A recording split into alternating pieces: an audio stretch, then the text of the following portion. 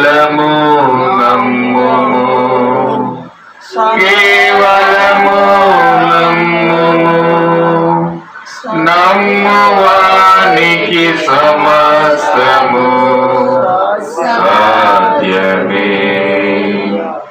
Only believe, only believe, and all things are possible. Only believe. Hallelujah. Hallelujah. So మనం Bible తెరిచి ఆదికాండం 24 అధ్యాయము, ఆదికాండం 24 అధ్యాయం మొదటి నుంచి కొన్ని వచనాలు చదువుతా ఉన్నాను. అబ్రహాము బహుకాలము గడించిన వృద్ధుడై ఉండెను. అన్ని విషయంలోనూ యెహోవా అబ్రహామును ఆశీర్వదించాను. అప్పుడు అబ్రహాము తనకు కలిగిన సమస్తమును ఏలుచుండిన తన ఇంటి పెద్ద దాసునితో చెయ్యి నా తొడ కింద పెట్టుము. నేను ఎవరి మధ్య కాపురమున్నానో ఆ కానానీయుల కుమార్తెలలో ఒకదానిని నా కుమారునికి పెండ్లి చేయక నా స్వదేశమందున్న నా బంధువుల యొద్దకు వెళ్ళి ఇస్సాకు నా కుమారుడికి భార్యను తెచ్చినట్లు ఆకాశం యొక్క దేవుడును భూమి యొక్క దేవుడునై యెహోవా తోడని నా చేత ప్రమాణం చేయించినదని. ఆ దాసుడు ఆ దేశమునకు నా వెంట వచ్చుటకు ఒకవేళ స్త్రీ ఇష్టపడిన ఎడల నీవు బయలుదేరి వచ్చిన దేశమునకు నీ కుమారునికి తీసుకుని పోవలనా అని అడుగుగా, అబ్రహాం అక్కడి నా కుమారుని తీసుకుని పోకూడదు సుమి, నా తండ్రి ఇంట నుండి నేను పుట్టిన దేశం నుండి నన్ను తెచ్చి నాతో మాట్లాడి నీ సంతానము ఈ దేశం ఇచ్చేదని ప్రమాణం చేసి నాతో చెప్పిన పరలోకపు దేవుడు యెహోవా తన దూతను నీకు ముందుగా పంపును. అక్కడ నుండి నీవు నా కుమారునికి భార్యను తీసుకుని వచ్చేదవు. దేవుడి వాక్యం దీవించిన గాక. చిన్న ప్రార్థన చేసుకుందాం. గొప్ప దేవుడా, మహోన్నతుడ, సర్వశక్తి మంత్రుని స్తోత్రాలు తండ్రి. ఈరోజు దేవా ఈ విధంగా మేము కూడి ప్రార్థించడానికి ఓ దేవ నువ్వు ఏర్పాటు చేసిన మహిమను బట్టి, కృపను బట్టి, నీ యొక్క ఏర్పాటును బట్టి నీకు మహిమ చెల్లిస్తా ఉన్నాము ప్రభువా. ఇదిగో తండ్రి, ఇంతవరకు పాటల ద్వారా నేను ఆరాధించాము, గణపరిచాము, మహిమపరిచాము ప్రభువా. ఈ క్షణం సమయంలో నీ వాక్యం ఎందుకు మేము వెళ్తూ ఉండగా దేవా నీవే మమ్మల్ని దర్శించమని ప్రార్థిస్తున్నాము. దేవ నీ వాక్యం ద్వారా మాతో మాట్లాడాను ప్రభువా. నీ వాక్యమునికి ఎవరు కూడా అనువాదకులు లేరు కానీ ప్రభువా, కేవలం నీ పరిశుద్ధాత్మే అనువాదకుడు అయ్యాము. దేవ నీవే వచ్చి నేరుగా నీ వాక్యంతో మాతో మాట్లాడండి. అలాగే నీ ప్రవర్తన ద్వారా మాకు అనువాదం ఇచ్చావు ప్రభువా. అనువాదమునే ప్రభువా సత్యస్వరూపైన ఆత్మ వచ్చి మిమ్మల్ని సర్వసత్యమును నడిపిస్తుందని నువ్వు వాగ్దానం చేసావు ప్రభువా. ఆ సత్యస్వరూపైన ఆత్మ మా మధ్యలో దిగివచ్చిన గాక, మాతో కొంతసేపు ముచ్చటించిన గాక, నీ వాక్యం మాకు తెలియజేయదు గాక. ఏ ఉద్దేశం కొరకు ఈ వాక్యం నువ్వు రాయించావు ప్రభువా స్పష్టంగా మేము మా కళ్ళతో చూస్తాం గాక. నువ్వు దేవ దాని ద్వారా మేము విశ్వాసం పొందుకునే ప్రభువా ఒక మెట్టులోనికి పైకి వెక్కిపోవడం గాక. దేవ బిడ్డలందరినీ దీవించండి. వచ్చిన ప్రతిబిడను మీరు ఆశీర్వదించండి ప్రభువా. ఓ దేవ ప్రతిబిడను మీరు అభిషేకించండి తండ్రి. ఓ దేవ ప్రతి ఒక్క ప్రాబ్లం నుంచి ఉన్న ప్రతి ఒక్క బిడ్డను విడిపించండి తండ్రి. దేవ నీ కార్యములు జరిగించమని ప్రార్థిస్తున్నాం ప్రభువా. ఓ నీ చిత్తం బట్టి ప్రభు నీ పిల్లలు ప్రభువా ఓ దేవుని కార్యములు జరిగించుదురు గాక తండ్రి. అప్పగిస్తూ సహాయం చేయమని. ఇంకా రావాల్సిన బిడ్డలు ఎవరైనా ఉంటే నీవే ప్రభు వారిని పరిశుద్ధాత్మ ప్రేరేపించి నీవే నడిపించుదురుగాక. మీరు అప్పగిస్తూ బిడ్డలను నడిపించమని, ఇక్కడ కంటికి కనిపించిన ప్రతి దురాత్మ శత్రులను, దెయ్యపు శత్రులను, క్రీస్తు ఆత్మలన్నింటినీ, అంధకార శత్రులన్నింటినీ ప్రభు, ఆకాశ మండలపు శత్రులన్నింటినీ ప్రభు యేసు క్రీస్తు నామములో బంధిస్తున్నాం తండ్రి. ఈ పరిశుద్ధాత్మ స్వతంత్రంగా మాతో కదలడం గాక. అప్పగిస్తూ సహాయం చేయమని ప్రభు యేసు క్రీస్తు నామం ప్రార్థిస్తున్నాం తండ్రి. ఆమేన్. దయస్థానం కూర్చున్నామండి. ప్రభు యేసుక్రీస్తు నామంలో కూడి వచ్చిన సహోదరి సహోదరులందరికీ కూడా ప్రభు యేసుక్రీస్తు నామం తెలియజేస్తా ఉన్నాను. అందరికీ వందనాలండి. సాతానుడు ప్రపంచాన్ని రోగముల ద్వారా మానసికంగా, ఆత్మీయంగా, అన్ని విధాల మతపరంగా, రాజకీయంగా దెయ్యాలన్నీ ఏకమై వాళ్ళు ఒక అనకొండగా ఏర్పడి ప్రపంచాన్ని పిప్పి చేసి పడుతున్నారు. హల్లెలూయా. అయితే ఈ పిప్పైపోయిన ఒత్తిడిలో, ఈ భయంకరమైన కార్యాలన్నిటిలో నిజంగా దేవుని యొక్క వధువు ఆయన యొక్క రక్తమును బట్టే సురక్షితంగా భద్రంగా ఉంది. ఆ యొక్క రక్తమే కాపాడుతూ ఉంది కాబట్టి ఆ యొక్క అనకొండ చేతులు పడకుండా, ఆ సాతాను యొక్క ఉచ్చులో పడిపోకుండా దేవుడు మనం కాపాడుతూ ఉన్నాడు. హల్లెలూయా. ప్రపంచం అలాంటి పరిస్థితిలో ఉంది. ఎవరికి మనశ్శాంతి లేదు, ఎవరికి నెమ్మది లేదు. రకరకాల కార్యాలు గుండా వెళ్తా ఉన్నారు. అయితే వధువు మాత్రం దేవుడు చెప్తున్నట్లుగా ఆ ఒత్తిడి సమయాల్లో, ఆ భయంకరమైన అంధకార సమయాల్లో, ఆ యొక్క భయంకరమైన కార్యాలు మనం వెంటాడుతున్నప్పుడు దేవుడు చెప్పాడు, మీ విడుదల సమీపమైంది, మీరు పైకి చూడండి అని చెప్పాడు. భీతితో నిండిపోయిన ఈ కార్యాలయాల్లో, ఈ భయంకరమైన కార్యాలయాల్లో, మనుషులు బెంబేలెత్తిపోతున్న కార్యాలలో ఖచ్చితంగా మనుషులు విడుదల సమీపమైనప్పుడు ఖచ్చితంగా మనం ప్రభు వైపు చూడాలి. హల్లెలూయా.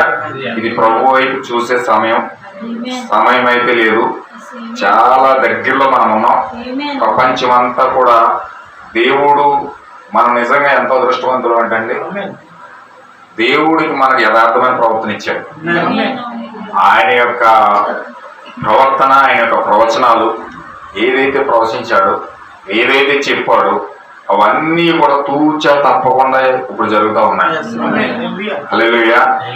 ఏది కూడా విడిచిపెట్టలేదు, ఏది కూడా ఆయన ఒక్క మాట కూడా నెరవేర్పడకుండా ఉండలేదు. ప్రతీలు కూడా నెరవేర్చుకుంటూ వస్తూ ఉన్నాడు. ఇప్పుడు ఏ విధంగా మతం ద్వారా, రాజకీయం ద్వారా ప్రపంచ సమితి, సంఘ సమితి, WCC, వరల్డ్ కౌన్సిల్ చర్చెస్ అనే ఏ విధంగా యూనిటీ కోసం ప్రయత్నిస్తుందో, ఏ విధంగా ఏర్పడుతుందో విలియం బ్రహ్మం గారు చెప్పారు. హల్లెలూయా. ఆల్రెడీ మనం వింటా ఉన్నాం మెసేజ్, ఆల్రెడీ తప్పుడు మెసేజ్ అని చెప్పి, తప్పుడు వర్తమానం అని చెప్పి ఆల్రెడీ మెసేజ్లు పెట్టడం, పబ్లిక్లోకి వెళ్ళడం, ప్రపంచానికి దీని గురించి పూర్తిగా అబద్ధ ప్రవర్త, ఇది అబద్ధ వర్తమానం అని చెప్పి వారు చెప్పడానికి చాలా ప్రయత్నాలు చేశారు. ప్రజల్లో కూడా వెళ్ళింది. హల్లెలూయా. అందుచేత ఖచ్చితంగా ప్రజల్లోకి ఇది ఒక తప్పుడు సంకేతంగా, తప్పుడు వర్తమానంగా వారు చూపిస్తా ఉన్నారు. అది వెళ్తా ఉంది. అయితే వారు ఏం చేస్తున్నారంటే, ఒక రాజకీయంగా, ఒక మతపరంగా కూడా వాళ్ళందరూ కూడా ఏం చేస్తున్నారంటే ఇప్పుడు ఒక యూనిటీ కోసం ట్రై చేస్తున్నారు. ఎవరు? ప్రతి ఒక్కరు ఒక్కొక్కటి బోధిస్తున్నారు. బైబిల్ ఒక్కొక్కరికి ఒక్కొక్కలాగా అర్థమవుతుంది, ఒక్కొక్కరు ఒక్కొక్క విధంగా చెప్తా ఉన్నారని చెప్పి వాళ్ళందరూ ఏం చేస్తున్నారంటే, అందరు పెద్దోళ్ళు అందరికి వచ్చిన ఒకసారి మనం బైబిల్ గురించి చర్చిస్తే అందులో నుంచి ఒక యూనిటీ వస్తుంది, ఖచ్చితంగా ఒక ఐక్యత వస్తుంది అని చెప్పేసి మొత్తం ఆల్ ఓవర్ ప్రపంచవ్యాప్తంగా ప్రయత్నం చేస్తా ఉన్నారు. హల్లెలూయా. ఇప్పుడు ఏం చేస్తారంటే, GDM నుంచి పెద్ద ఆ సంస్థ ఫౌండర్, నెక్స్ట్ మెథడిస్ట్ నుంచి ఆ సంస్థ ఫౌండర్, పెంతెకోస్తు నుంచి ఆ సంస్థ ఫౌండర్ ఎవరైతే ఉన్నారో వాళ్ళందరూ కూడా ఒక యూనిటీగా ఏర్పడి కూర్చుని బైబిల్ కోసం చర్చించడానికి చర్చా వేదికలు ఏర్పడుతున్నాయి ఇప్పుడు. హల్లెలూయా. ఇప్పుడు ఎప్పుడైతే సత్య వేదికలని ఏర్పడి చర్చించుకొని ఆ చర్చలని ప్రతిఫలం ద్వారా అందరూ కూడా ఒక యూనిటీగా మారి, ఆ యూనిటీకి ఒక ప్రెసిడెంట్ గా మిస్టర్ జాన్ పాల్ పోప్ ని వెనుకోబోతా ఉన్నారు. హల్లెలూయా. ఇప్పుడు John Paul pope WC president, ఆ యొక్క యూనిటీ అంతటికి ప్రెసిడెంట్ ఎవరంటే ఈ యొక్క జాన్ పాల్ పోప్ గా ఉండబోతా ఉన్నాడు. ఈ జాన్ పాల్ పోప్ ఎప్పుడైతే ఆ యొక్క యూనిటీ ఏర్పాటు చేశాడో ఇప్పుడు వీళ్ళందరూ కూడా ఒక సిస్టమ్ తయారు చేస్తారు. ఆ సిస్టమ్ ఏంటంటే, మేము అందరం కలిసి ఒక ఒప్పందం కుదుర్చుకున్నాం, అందరూ కలిసి ఒక ఏకాభిప్రాయానికి వచ్చాం. ఇప్పుడు ఈ ఏకాభిప్రాయానికి వచ్చిన తర్వాత మా బోధన తప్పించి మేము చెప్పినట్లుగా కాకుండా వేరొక విధంగా ఎవరైనా బోధిస్తే మేము దానికి ఒప్పుకోము. ఖచ్చితంగా ఎవరైనా సరే బోధించాలంటే మా అనుమతి ఉండాలి, మేము ప్రవేశపెట్టిన బోధ ద్వారా ఉండాలి. ఎందుకంటే మేమందరం కలిసి నిర్ణయం తీసుకున్నాం, ఒక నిర్ణయం తీసుకున్నాం కాబట్టి ఈ నిర్ణయాన్ని కట్టుకోవడం ఉన్నవాడు మాత్రమే ప్రసంగం చేయాలి, బోధ చేయాలి, క్రైస్తవుడిగా ఉండాలి. హల్లెలూయా. ఇప్పుడు దాన్ని తీసుకొచ్చి వాళ్ళు ఒక సిస్టమ్ తయారు చేసి ఆ సిస్టానికి వారు ఒక ముద్ర వేసి ఆ ముద్రని 666గా ప్రపంచాన్ని పబ్లిష్ చేయబోతా ఉన్నారు. హల్లెలూయా. ఇప్పుడు ఈ యొక్క 666 ముద్ర అంటే అర్థం ఏంటంటే, యూనిటీగా ఏర్పడి వాళ్ళు ఏ క్రియలు అయితే చేయమని ప్రపంచానికి వినిపిస్తున్నారో ఆ క్రియలు చేయడమే 666 ముద్ర. ఇప్పుడు సాక్షాత్తు ఇప్పుడు అది ప్రణాళికలోకి వచ్చేసింది.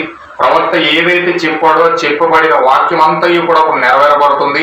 మొత్తం ప్రపంచ ఐక్యత అంతా కూడా రావడానికి చాలా దగ్గరగా ఉన్నది. ఎప్పుడైతే ఆ యూనిటీ ఏర్పడిందో చాలా జాగ్రత్త గుర్తుపెట్టుకోండి. మనకు ఒత్తిడి వచ్చేది రాజకీయాల ద్వారా కాదు, మతోన్మాదుల ద్వారా కాదు, లేకపోతే మనకు ఒత్తిడి వచ్చేది కమ్యూనిస్టుల ద్వారా కాదు.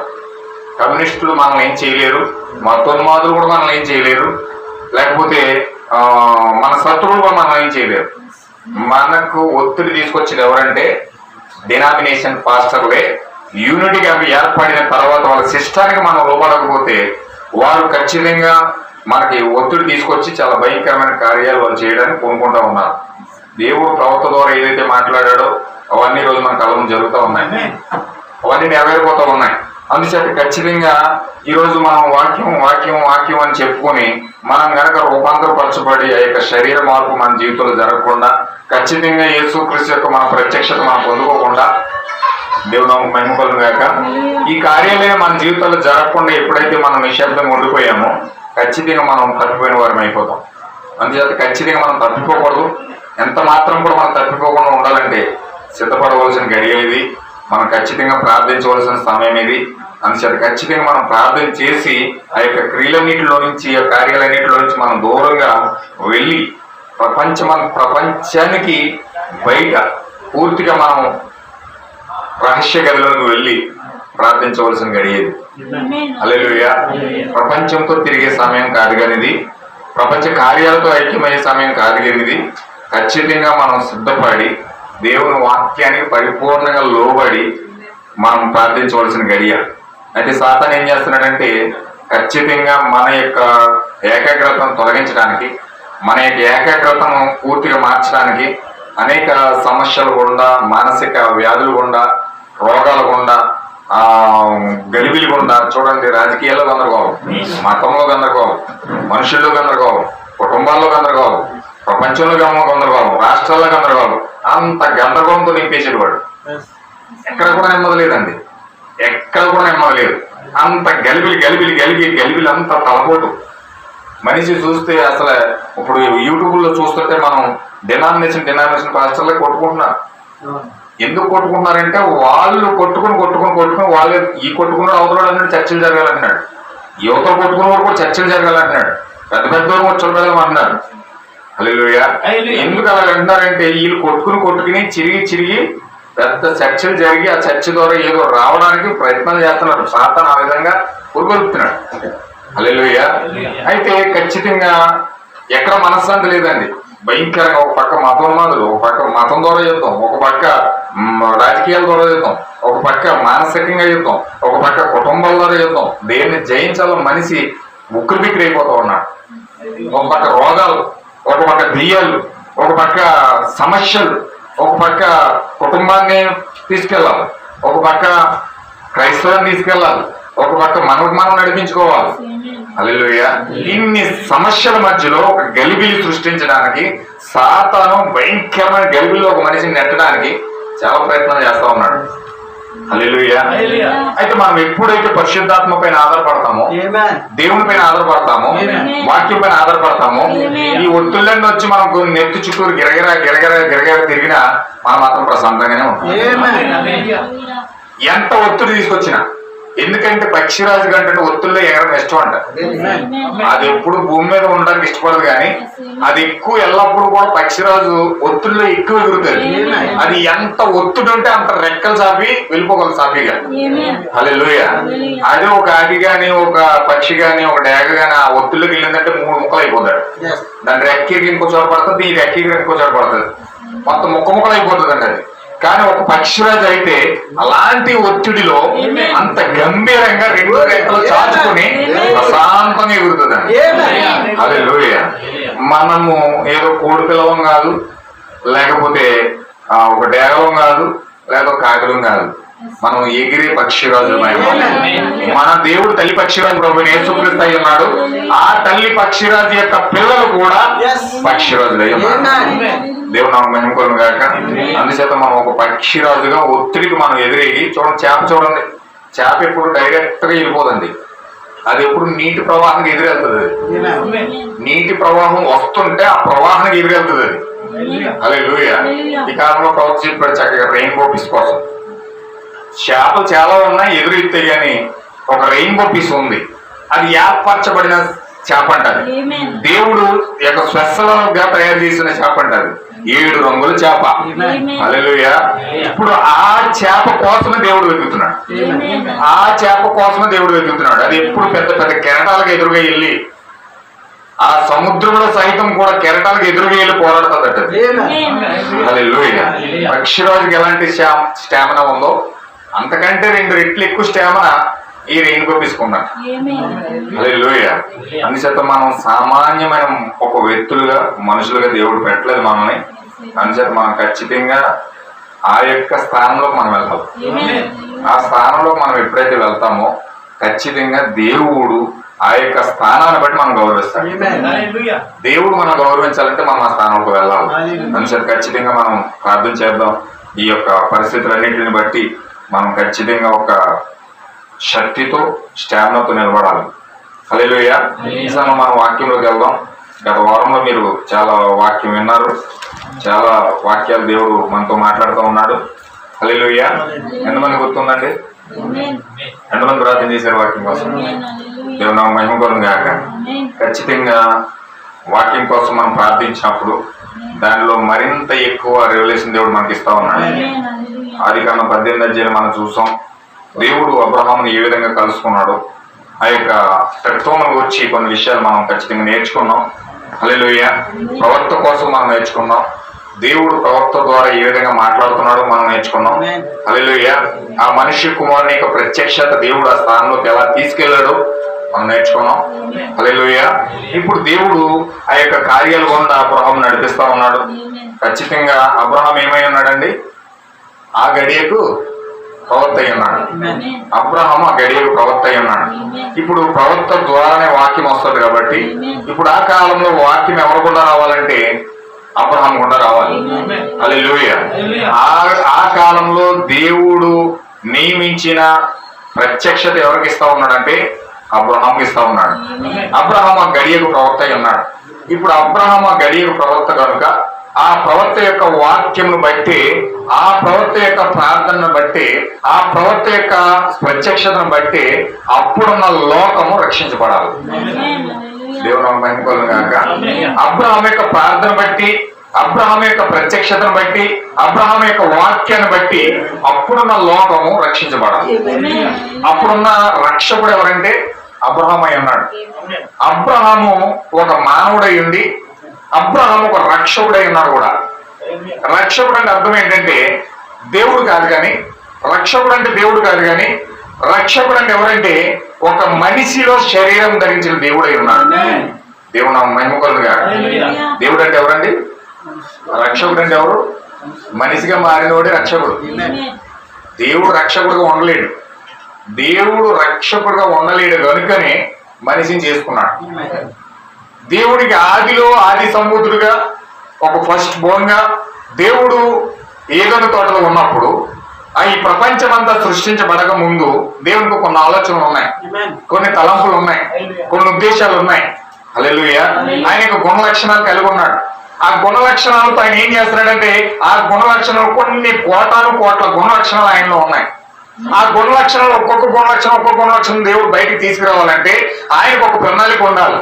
ఆ ప్రణాళికను రచించడానికి దేవుడు ఆ గుణ లక్షణాలని భూమి మీద ప్రత్యక్షపరచడానికి దేవుడి బైబిల్ గ్రంథాన్ని ఒక విమోచన గ్రంథముగా ప్రణాళిక అంతా రచించి గొర్రెపిల్ల యొక్క జీవ గ్రంథము 2 భాగాలుగా విభాగించి దేవుడి ప్రణాళిక రచించాడు. దేవుడు నాకు మహిమ కలుగును గాక. ఈ బైబిల్ అంతా ఏ గ్రంథం అంటే ఒకటేమో జీవ గ్రంథము, ఒకటేమో గొర్రెపిల్ల జీవ గ్రంథం. ఈ కాలంలో ప్రవక్త అంటున్నాడు గొర్రెపిల్ల గ్రంథం జీవ గ్రంథము. గొర్రెపిల్ల గ్రంథం అంటే అర్థం ఏంటంటే గొర్రెపిల్ల గ్రంథం అనగా జీవ గ్రంథం అనగా నీవు తిరిగి జన్మించినంత వరకు కూడా నీ పేరు ఎక్కడ ఉందంటే జీవ గ్రంథం ఉంది. నీ పేరు ఎక్కడ ఉందండి? జీవ గ్రంథంలో రాసి పెట్టాడు. జీవ గ్రంథంలో ఆది నుంచి అంతం వరకు పుట్టిన ప్రతి మనిషి పేరు అందులో ఉంది. ఫరో పేరు అందులో ఉంది. యోధ ఇస్కరియోత్ పేరు అందులో ఉంది. దేవుడు నాకు మహిమ కలుగును గాక. సరే, కరెంట్ వెళ్ళిపోయింది. వచ్చే వరకు మనం విందాం. చాలా జాగ్రత్తగా మీరు వినాలని మీకు మనం చేస్తా ఉన్నాను. ఇప్పుడు గొర్రెపిల్ల జీవ గ్రంథంలో ఫరో పేరుంది, యోధ ఇస్కరియోత్ పేరుంది, బిలాము పేరుంది. హల్లెలూయా. ప్రతి ఒక్కరి పేరు గొర్రెపిల్ల జీవ గ్రంథంలో దేవుడు రాసి పెట్టాడు. ప్రతి ఒక్కరు కూడా గొర్రెపిల్ల గ్రంథంలో వారు ఉన్నారు. హల్లెలూయా. ఎంతమందికి అర్థమవుతుందన్నమాట? ఇప్పుడు గ్రంథంలో వారు ఉన్నారు కనుక, జీవ గ్రంథంలో వారు ఉన్నారు కనుక దేవుడు వాళ్ళని సృష్టిస్తున్నాడు, వారి భూమి మీదకి వస్తున్నారు, శరీరంలోకి వస్తూ ఉన్నారు. అయితే గొర్రెపిల్ల జీవ గ్రంథం అనగా కేవలం గొర్రెపిల్ల జీవ గ్రంథం అంటే అర్థం ఏంటంటే దేవుని యొక్క గుణలక్షణాలు ఏదైతే ఉన్నాయో ఆ గుణలక్షణాల ద్వారా బయలుపరచబడిన వారు మాత్రమే గొర్రెపిల్ల జీవ గ్రంథంలో రాయబడిన వారు. జీవ గ్రంథంలో అందరూ ఉన్నారు కానీ గొర్రెపిల్ల జీవ గ్రంథంలో అందరూ లేరు. జీవ గ్రంథంలో అందరి పేర్లు రాయబడ్డాయి కానీ గొర్రెపిల్ల జీవ గ్రంథంలో అందరి పేర్లు రాయబడలేదు. హల్లెలూయా. ఇక్కడ కేవలం గొర్రెపిల్ల జీవ గ్రంథము అనగా ప్రభు అయిన యేసు క్రీస్తు యొక్క గుణలక్షణాలు అయి ఉన్నాయి, ప్రభు అయిన యేసు క్రీస్తు యొక్క ఆలోచనలు అయి ఉన్నాయి, ప్రభు అయిన యేసు క్రీస్తు యొక్క తలంపులు ఏవైతే ఉన్నాయో వారు మాత్రమే గొర్రెపిల్ల జీవ గ్రంథంలో ఉన్నారు. దేవుని యొక్క తలంపులో ఫరో లేడు, దేవుని యొక్క తలంపులో యోధ ఇస్కరియోతు లేడు, దేవుని యొక్క తలంపులో ఈ యొక్క కార్యాలన్నీ ఇలాంటి వ్యక్తులు లేరు. కానీ దేవుని యొక్క తలంపులో ఉండేది కేవలం గొర్రెపిల్ల జీవ గ్రంథంలో రాయబడిన గుణలక్షణాలై ఉన్నాయి. ఆయన యొక్క సొంత గుణలక్షణాలే గొర్రెపిల్ల జీవ గ్రంథమై ఉన్నది. దేవుని నాకు మహిమ కలుగును గాక. ఇప్పుడు 2 భాగాలుగా విభజించి భూమిని సృష్టిస్తా ఉన్నాడు. ఆయన ఒక విమోచన గ్రంథాన్ని, విమోచన ప్రణాళికను ఆయన రచించాడు. ఇప్పుడు విమోచన ప్రణాళిక అంతా కూడా రచించి ఆ విమోచన ప్రణాళికను 2 భాగాలుగా విభజించాడు ఆయన. ఆ 2 భాగాలు ఏంటంటే ఒకటేమో జీవ గ్రంథము, మరొకటి గొర్రెపిల్ల జీవ గ్రంథం. ఇప్పుడు గొర్రెపిల్ల జీవ గ్రంథంలో ఉన్న వ్యక్తులను భూమి మీద ప్రత్యక్షపరచాలి. భూమి మీద ప్రత్యక్షపరిచిన గుణలక్షణాలను ఆయన కాపాడుకుని ఆయన గుణలక్షణాలను ఆయనకు బయలుపరిచి వారిని విమోచించి మధ్యాకాశంలో తీసుకెళ్లి ఆయన యొక్క సొంత సింహాసనం మీద కూర్చున్న పెట్టడమే దేవుని యొక్క ప్రణాళిక. హల్లెలూయా. ఇప్పుడు ఆయన ఏం చేస్తున్నాడంటే ఆ యొక్క గొర్రెపిల్ల జీవ గ్రంథంలో రాయబడిన దేవుని యొక్క పిల్లలను విమోచించడానికి ఆది నుంచి ఆది కాండము మొదలుకొని ప్రకటన గ్రంథం వరకు కూడా దేవుడు ఒక గొప్ప ప్రణాళిక వారి పట్ల కలిగి ఉన్నాడు. దేవుడు నాకు మహిమ కలుగును గాక. ఇప్పుడు ఆయన ఒక ప్రణాళికను బట్టి దేవుని యొక్క పిల్లలు నడిపిస్తా ఉన్నాడు. ఇప్పుడు ఆయన యొక్క గుణలక్షణాల్లో ఒక గుణలక్షణం ఏంటంటే రక్షకుడై ఉన్నాడు. ఆయన గుణలక్షణం ఏంటంటే స్వస్థపరిచేవాడై ఉన్నాడు. ఆయన గుణలక్షణం ఏంటంటే బుద్ధి వాక్యం చెప్పేవాడై ఉన్నాడు. ఆయన గుణలక్షణం ఏంటంటే నీతిగా యథార్థంగా బతికేవాడై ఉన్నాడు. హల్లెలూయా. ఆయన గుణలక్షణం ఏంటంటే విశ్వాసమై ఉన్నది.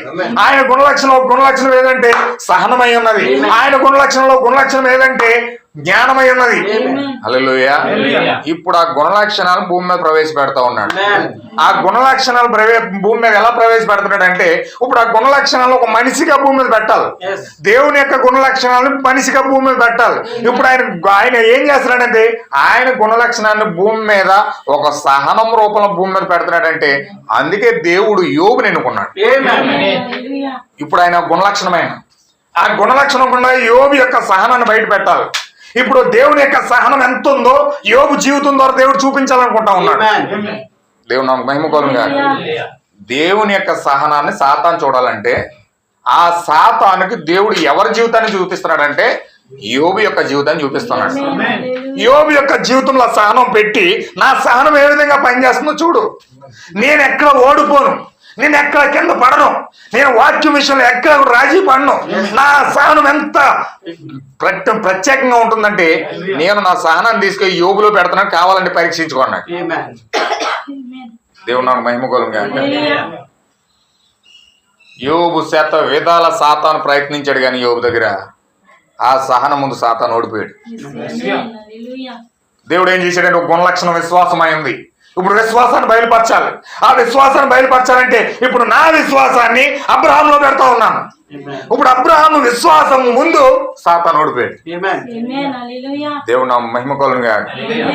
ఇప్పుడు నా జ్ఞానం తీసుకెళ్ళి ఒక వ్యక్తిలో పెడతాను. ఆ వ్యక్తి ఎవరంటే సొలొమోను అయి ఉన్నాడు. ఇప్పుడు నా జ్ఞానం ఆయనలో ఉంది. ఆ జ్ఞానం ముందు సాతాను ఓడిపోయాడు. దేవుడు నాకు మహిమ కలుగును గాక. అంటే దేవుడు భూమి మీద గుణలక్షణాలను ఏ విధంగా ప్రత్యక్షపరుచున్నాడంటే ఆయా కాలంలో ఒక మనిషిని రూపంలో అక్కడికి వచ్చి ఆయన గుణలక్షణాలు అక్కడ పెట్టి సాతానుకి దెయ్యాలకి చూపిస్తా ఉన్నాడు. ఆయన గుణలక్షణం ఎంత వాస్తవంగా ఉంటుందో, ఆయన గుణలక్షణం ఎంత విశ్వాసంగా ఉంటుందో, ఆయన గుణలక్షణం ఎంత సహనంగా ఉంటుందో, ఆయన గుణలక్షణాలు ఏ విధంగా భూమి మీద ప్రత్యక్షపరిచినప్పుడు ఎంత ఖచ్చితంగా వారు నిలబడి వాక్యంపై నిలబడతారో, సాతానికి దెయ్యాలకి ప్రతి దానికి కూడా దేవుడు సాక్ష్యమిస్తా ఉన్నాడు. దేవుడు నాకు మహిమ కలుగును. ఇప్పుడు ఆయన రక్షకుడుగా ఉండాలనుకున్నాడు.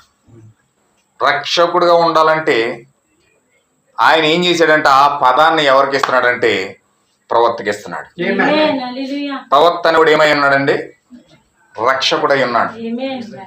రక్షకుడే ప్రవక్త అయి ఉన్నాడు.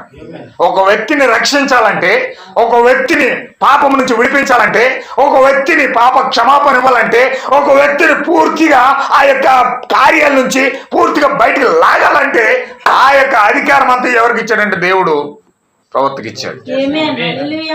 ప్రవక్త ఏమై ఉన్నాడండి? రక్షకుడు. ఆయన యొక్క రక్షకుడు కాబట్టి దేవుడు ఆ రక్షకుడుగా ప్రవక్త ఎన్నుకొని ఆయా కాలాల్లో ఆ పరిస్థితులు గుండా దేవుడు ఒక్కొక్క ప్రవక్తలో ఒక్కొక్క రక్షకుడుగా ప్రత్యక్షం అవుతా ఉన్నాడు. ఇప్పుడు లోతుకు రక్షకుడు ఎవరంటే అబ్రహాం అయి ఉన్నాడు.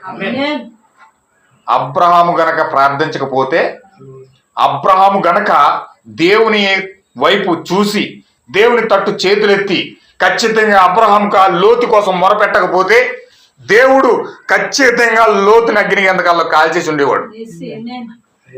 దేవుడు నాకు మహిమ కలుగును గాక. ఇప్పుడు లోతును రక్షించాలంటే ఆ యొక్క ఆధారం ఎక్కడుందంటే అబ్రహాంలో పెట్టాడు దేవుడు. అబ్రహాంలో పెట్టి ఇప్పుడు అబ్రహాం దగ్గరకు వచ్చి అబ్రహాముకు గుర్తు చేసి, నీవు దీని కొరకు నీకు చెప్పకుండా నేనేమో వెళ్ళిపోతే ఏమన్నా తగ్గుగా ఉంటుందా? నీకు దాయకుండా నేను ఏదైనా ఉంచానా? ఎందుకంటే నువ్వు ప్రవక్తవై ఉన్నావు. నిన్ను నేను ప్రవక్తగా ఎంచుకున్నాను, నిన్ను నేను ఒక రక్షకుడు ఎంచుకున్నాను. ఆ రక్షకుడు యొక్క భాగాన్ని నువ్వు నిర్వర్తించాలంటే ఇప్పుడు టైం వచ్చింది. చూడు, అక్కడ లోతు ఆపదలో ఉన్నాడు. భయంకరమైన కార్యాలు గుండా వెళ్తా ఉన్నాడు. అక్కడ నేను ఆ దూతలను అక్కడ పంపిస్తా ఉన్నాను. ఆ సొదొమ పట్టణాన్ని కాల్చిపోతా ఉన్నాను. అక్కడ భయంకరమైన పాపం పరిపక్వం అయిపోయింది. ఆ పాపాన్ని అంతమొందించాలంటే ఆ దేశాన్ని పూర్తిగా నేను కాల్చిపోతా ఉన్నాను, పూర్తిగా తుత్రీలుగా మార్చిపోతా ఉన్నాను, దాన్ని పూర్తిగా సముద్రం యొక్క అగాధంలో పంపించబోతా ఉన్నాను. హల్లెలూయా. ఆ యొక్క సముద్రపు అగాధంకి వెళ్ళినప్పుడు ఆ సముద్రంలో సొరసేపలు తిరగబోతా ఉన్నాయి. అది అగాధంలో పంపించబోతా ఉన్నాను నేను. ఆ దేశాన్ని నాశనం చేయబోతా ఉన్నాను నేను. ఆ దేశంలో నుంచి ఖచ్చితంగా లోతును విడిపించబడాలంటే నీ పాత్ర ఇప్పుడు బయటపడాలి. హల్లెలూయా. దేవుడు నాకు మహిమ కలుగును గాక. ఎప్పుడైతే ఆయన యొక్క భాగాన్ని ఆయన జ్ఞాపకం చేసుకోడు, ఎప్పుడైతే ఆయన యొక్క విశ్వాసాన్ని పైకి లేపాడో, నువ్వు రక్షకుడు అని ఆ రక్షణ యొక్క పాత్ర ఇప్పుడు చేయడానికి నువ్వు లైన్ లోకి వచ్చావని చెప్పి ఎప్పుడైతే అబ్రహాముకు దేవుడు గుర్తు చేశాడో అప్పుడు అబ్రహాం వెళ్ళి ప్రార్థించడం మొదలు పెట్టాడు. ఎప్పుడైతే ప్రార్థించాడో, ఎలాంటి ప్రార్థన అంటే నమ్రతతో కూడిన ప్రార్థన అది, యథార్థతతో కూడిన ప్రార్థన అది, తగ్గింపుతో కూడిన ప్రార్థన అది, విశ్వాసంతో కూడిన ప్రార్థన అది, వాగ్దానంతో కూడిన ప్రార్థన అది. హల్లెలూయా. ఆయన అక్కడ నిలబడి ప్రార్థిస్తా ఉన్నాడు. ఆయన ఎలాంటి ప్రార్థిస్తున్నాడంటే ప్రభువా అని బతిమాలుకుంటా ఉన్నాడు. కనీసం 50 మంది ఉంటే రక్షిస్తావా? కోప్పడద్దు. నేను ఇంకోటి విషయం అడుగుతా ఉన్నాను, కనీసం 45 మంది ఉంటే రక్షిస్తావా? ప్రభువా, నీ దాసుడు ప్రార్థిస్తున్నాడు. మరొక మారు నేను ప్రార్థించినప్పుడు, నేను అడుగుతున్నప్పుడు కోప్పడద్దు దయచేసి అని చెప్పేసి అలాగ బతిమాలుకుంటూ కనీసం 5 ఉంటే రక్షిస్తావా అన్నాడు. హల్లెలూయా. కనీసం 5 ఉంటారు. ఈయనేమంటున్నాడంటే 5 ఉన్న రక్షిస్తాను. హల్లెలూయా. రక్షకుడు ఎల్లప్పుడూ తండ్రిని బట్టి మాట్లాడతాడు. రక్షకుడు ఎల్లప్పుడు కూడా తన తండ్రి యొక్క వాక్యం గుండా వెళ్తాడు. తండ్రి చిత్తము లేకుండా ఆయన ఒక అడుగు కూడా ఇడు. అందుకే యేసుక్రీస్తు భూమి మీదకి రక్షకుడు వచ్చినప్పుడు ఏమన్నాడు తెలుసా? తండ్రి చూపించకుండా కుమారుడు ఏది చేయడానికి. హల్లెలూయా. తండ్రి చూపించకుండా కుమారుడు ఏది చేయడన్నాడు. తండ్రి చిత్తమును బట్టే నేను నడుస్తున్నాను, నా అంతటా నేను ఏది కూడా మీతో మాట్లాడట్లేదు, చేయట్లేదు అన్నాడు. నేను తండ్రి క్రియలని మీ యొద్ద నేను చేస్తున్నప్పుడు మీరు నన్ను ఎందుకు ద్వేషిస్తున్నారని అడుగుతున్నాడు. హల్లెలూయా.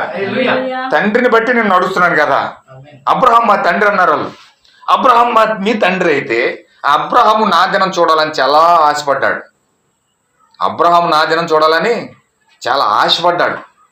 ఆ యొక్క తండ్రికి ఆయన చాలా సత్క్రియలు చేశాడు. మరి ఆ తండ్రి దగ్గర నుంచి నేను వచ్చి మీ విషయాలన్నీ నేను బయలుపరుస్తూ ఉన్నప్పుడు మీరు నన్ను ఎందుకు ద్వేషిస్తున్నారు? అబ్రహాము తండ్రి అయితే మీరు నన్ను కూడా తీసుకుందరు కదా, నన్ను కూడా మీరు ఆహ్వానించుదురు కదా, మీరు ఎందుకు నన్ను ద్వేషిస్తున్నారని చెప్పేసి యేసుక్రీస్తు ప్రశ్నిస్తున్నాడు. దేవుని నామమునకు మహిమ కలుగును గాక. అయితే ఖచ్చితంగా రక్షకుడు అనేటువంటి వాడు ఖచ్చితంగా తండ్రి చిత్తాన్ని బట్టి నడుస్తాడు. ఖచ్చితంగా తండ్రి ఏదైతే వాగ్దానం చేశాడో ఆ వాగ్దానాన్ని బట్టి నడుస్తాడు. ఇప్పుడు నాకు రక్షకుడు అనగా కానీ ఒక ప్రవక్త అంటే నేను ప్రవక్త అని చెప్పుకుంటున్నాడంటే అతని తన సొంత ఇష్టాలను నెరవేర్చుకుని తన సొంత చిత్తాన్ని బయలుపరిచేవాడు ప్రవక్త అవడు. ఎందుకంటే అతను రక్షకుడు కాదు. రక్షకుడు ఎల్లప్పుడు కూడా తండ్రిని బట్టి నడుస్తాడు. ఖచ్చితంగా ఆయన ఏదో 4 సంఘాలకు బట్టిన 4 సంఘాలు ఎక్కువ కట్టిన దాన్ని బట్టి రక్షకుడు అవడు, లేకపోతే ఒక 50 సంఘాలు కట్టిన దాన్ని బట్టి రక్షకుడు అవడు, లేకపోతే 10 మందికి చక్కగా జ్ఞానోపదేశం చేస్తున్నాడని రక్షకుడు అయిపోడు, లేకపోతే ఒక 10 మందిని ఒక 50 మందికి బాప్తిజం ఇచ్చినంత మాత్రాన ఇతను రక్షకుడు అయిపోడు. హల్లెలూయా. రక్షకుడు అంటే అర్థం ఏంటంటే, ప్రవర్తన అంటే అర్థం ఏంటంటే కేవలం తండ్రి చిత్తాన్ని బట్టి మాత్రమే నడిచేవాడు. తండ్రి చిత్తాన్ని దాటుకుని వాక్యాన్ని దాటుకుని ముందుకు పోయాడంటే అతను రక్షకుడు కాదు, ప్రవర్త కాదు. దేవుని నామమునకు మహిమ కలుగును గాక. తూచా తప్పకుండా దేవుని యొక్క ఉద్దేశం ఏదైతే ఉన్నదో, దేవుని యొక్క ప్రణాళిక ఏదైతే ఉన్నదో, దేవుని యొక్క మైండ్ లో ఏ ఆలోచన అయితే వాక్యం పట్ల ఉన్నదో ఆ ఆలోచన తీసుకొచ్చి నేను ముంగట పెట్టేవాడే రక్షకుడు అయి ఉన్నాడు. దేవుని నామమునకు మహిమ కలుగును గాక. చూడండి, ఎగ్జాంపుల్ చాలా మందికి సర్ప సంతానమును గూర్చిన ప్రత్యక్షత చాలా మందికి లేదు. దేవుని నామమునకు మహిమ కలుగును గాక. ఎంతమందికి అర్థమవుతుందండి? అందరు ఇక్కడ ఉన్నారు కదా. దేవుని నామమునకు మహిమ కలుగును గాక. ఖచ్చితంగా రక్షకుడు అనేటాడు ఖచ్చితంగా దేవుని యొక్క చిత్త ప్రకారం నడిచేవాడే రక్షకుడై ఉన్నాడు. ఇప్పుడు చాలా మంది సర్ప సంతానం గూర్చిన ఆ యొక్క విశ్లేషణ అనేది చాలా మందికి అర్థం కావట్లేదు. దేవుని యొక్క ప్రణాళికలు ఏముందో, దేవుని యొక్క ఆలోచనలు ఏముందో ఇప్పుడు దాన్ని తెలుసుకోవాలి. ఇప్పుడు అక్షరానుసారంగా చూసేటోడికి, అక్షరానుసారంగా చదివేటోడికి ఏ విధంగా కనపడుతుందంటే, ఇప్పుడు అవ్వ ఏం చెప్పిందంటే, అవ్వ ఒక మాట చెప్పింది ఆదికాండం 4:4 వచనంలో. ఆవిడేమన్నదంటే, అవ్వగారు యెహోవా దయ వలన నేను ఒక మనిషిని సంపాదించుకున్నాను అన్న. దేవుని నామమునకు మహిమ కలుగును గాక. యెహోవా దయ వలన నేను ఒక మనిషిని సంపాదించుకున్నాను అంది. ఇక్కడ ఖచ్చితంగా యెహోవా దయ వలన నేను ఒక మనిషిని సంపాదించుకున్నానని ఆమె కదా చెప్పింది. ఆమె సాతాను దగ్గరికి వెళ్ళి పాపం చేసి ఎలా చేయగలుగుతుంది అని చెప్పి ఒక అక్షరానుసారంగా చదివే వ్యక్తికి అర్థమవుతుంది. ఇప్పుడు అబద్ధమైన ప్రవక్త ఏం చేస్తున్నాడు? దాన్ని పట్టుకుని సాతానుతో పాపం చేయడానికి అక్కడ వీలు లేదని అవ్వ చెప్తుంది. యెహోవా దయ వలన నేను మనిషిని సంపాదించుకున్నానని ఆమె చెప్పింది. దాన్ని బట్టి మనము బైబిల్ని నమ్మాలి.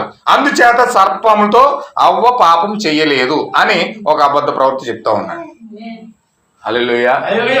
అయితే నిజంగా దేవుని యొక్క ప్రవక్త వచ్చినప్పుడు అక్కడ ఏం చేస్తున్నాడు? అది అబద్ధ ప్రవర్త అని మనం ఎలా చెప్తున్నామంటే, నిజ ప్రవర్తన మనం ఎలా చెప్తున్నామంటే, ఇప్పుడు నిజ ప్రవర్త వచ్చినప్పుడు దేవుని యొక్క థాట్ పట్టుకుంటున్నాడు, దేవుని యొక్క ఆలోచన పట్టుకుంటున్నాడు. ఇప్పుడు నిజ ప్రవర్త ఏం చేస్తున్నాడంటే, ఇక్కడ ఆమె ఏం చెప్పిందంటే యెహోవా దయ వలన నేను ఒక మనిషిని సంపాదించుకున్నాను అన్నది. అంటే యెహోవా దయ వలన నేను సంపాదించుకున్నాను అంటుంది. ఆమె ఎలా సంపాదించుకుంటది?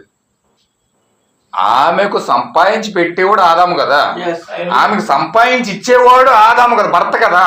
ఇప్పుడు ఆ భర్త యొక్క స్థానాన్ని ఆమె తొలగించేసి ఆ భర్త యొక్క ప్లేస్ లో దేవుడు పెట్టాడని చెప్తుంది. దేవుని నామమునకు మహిమ కలుగును గాక.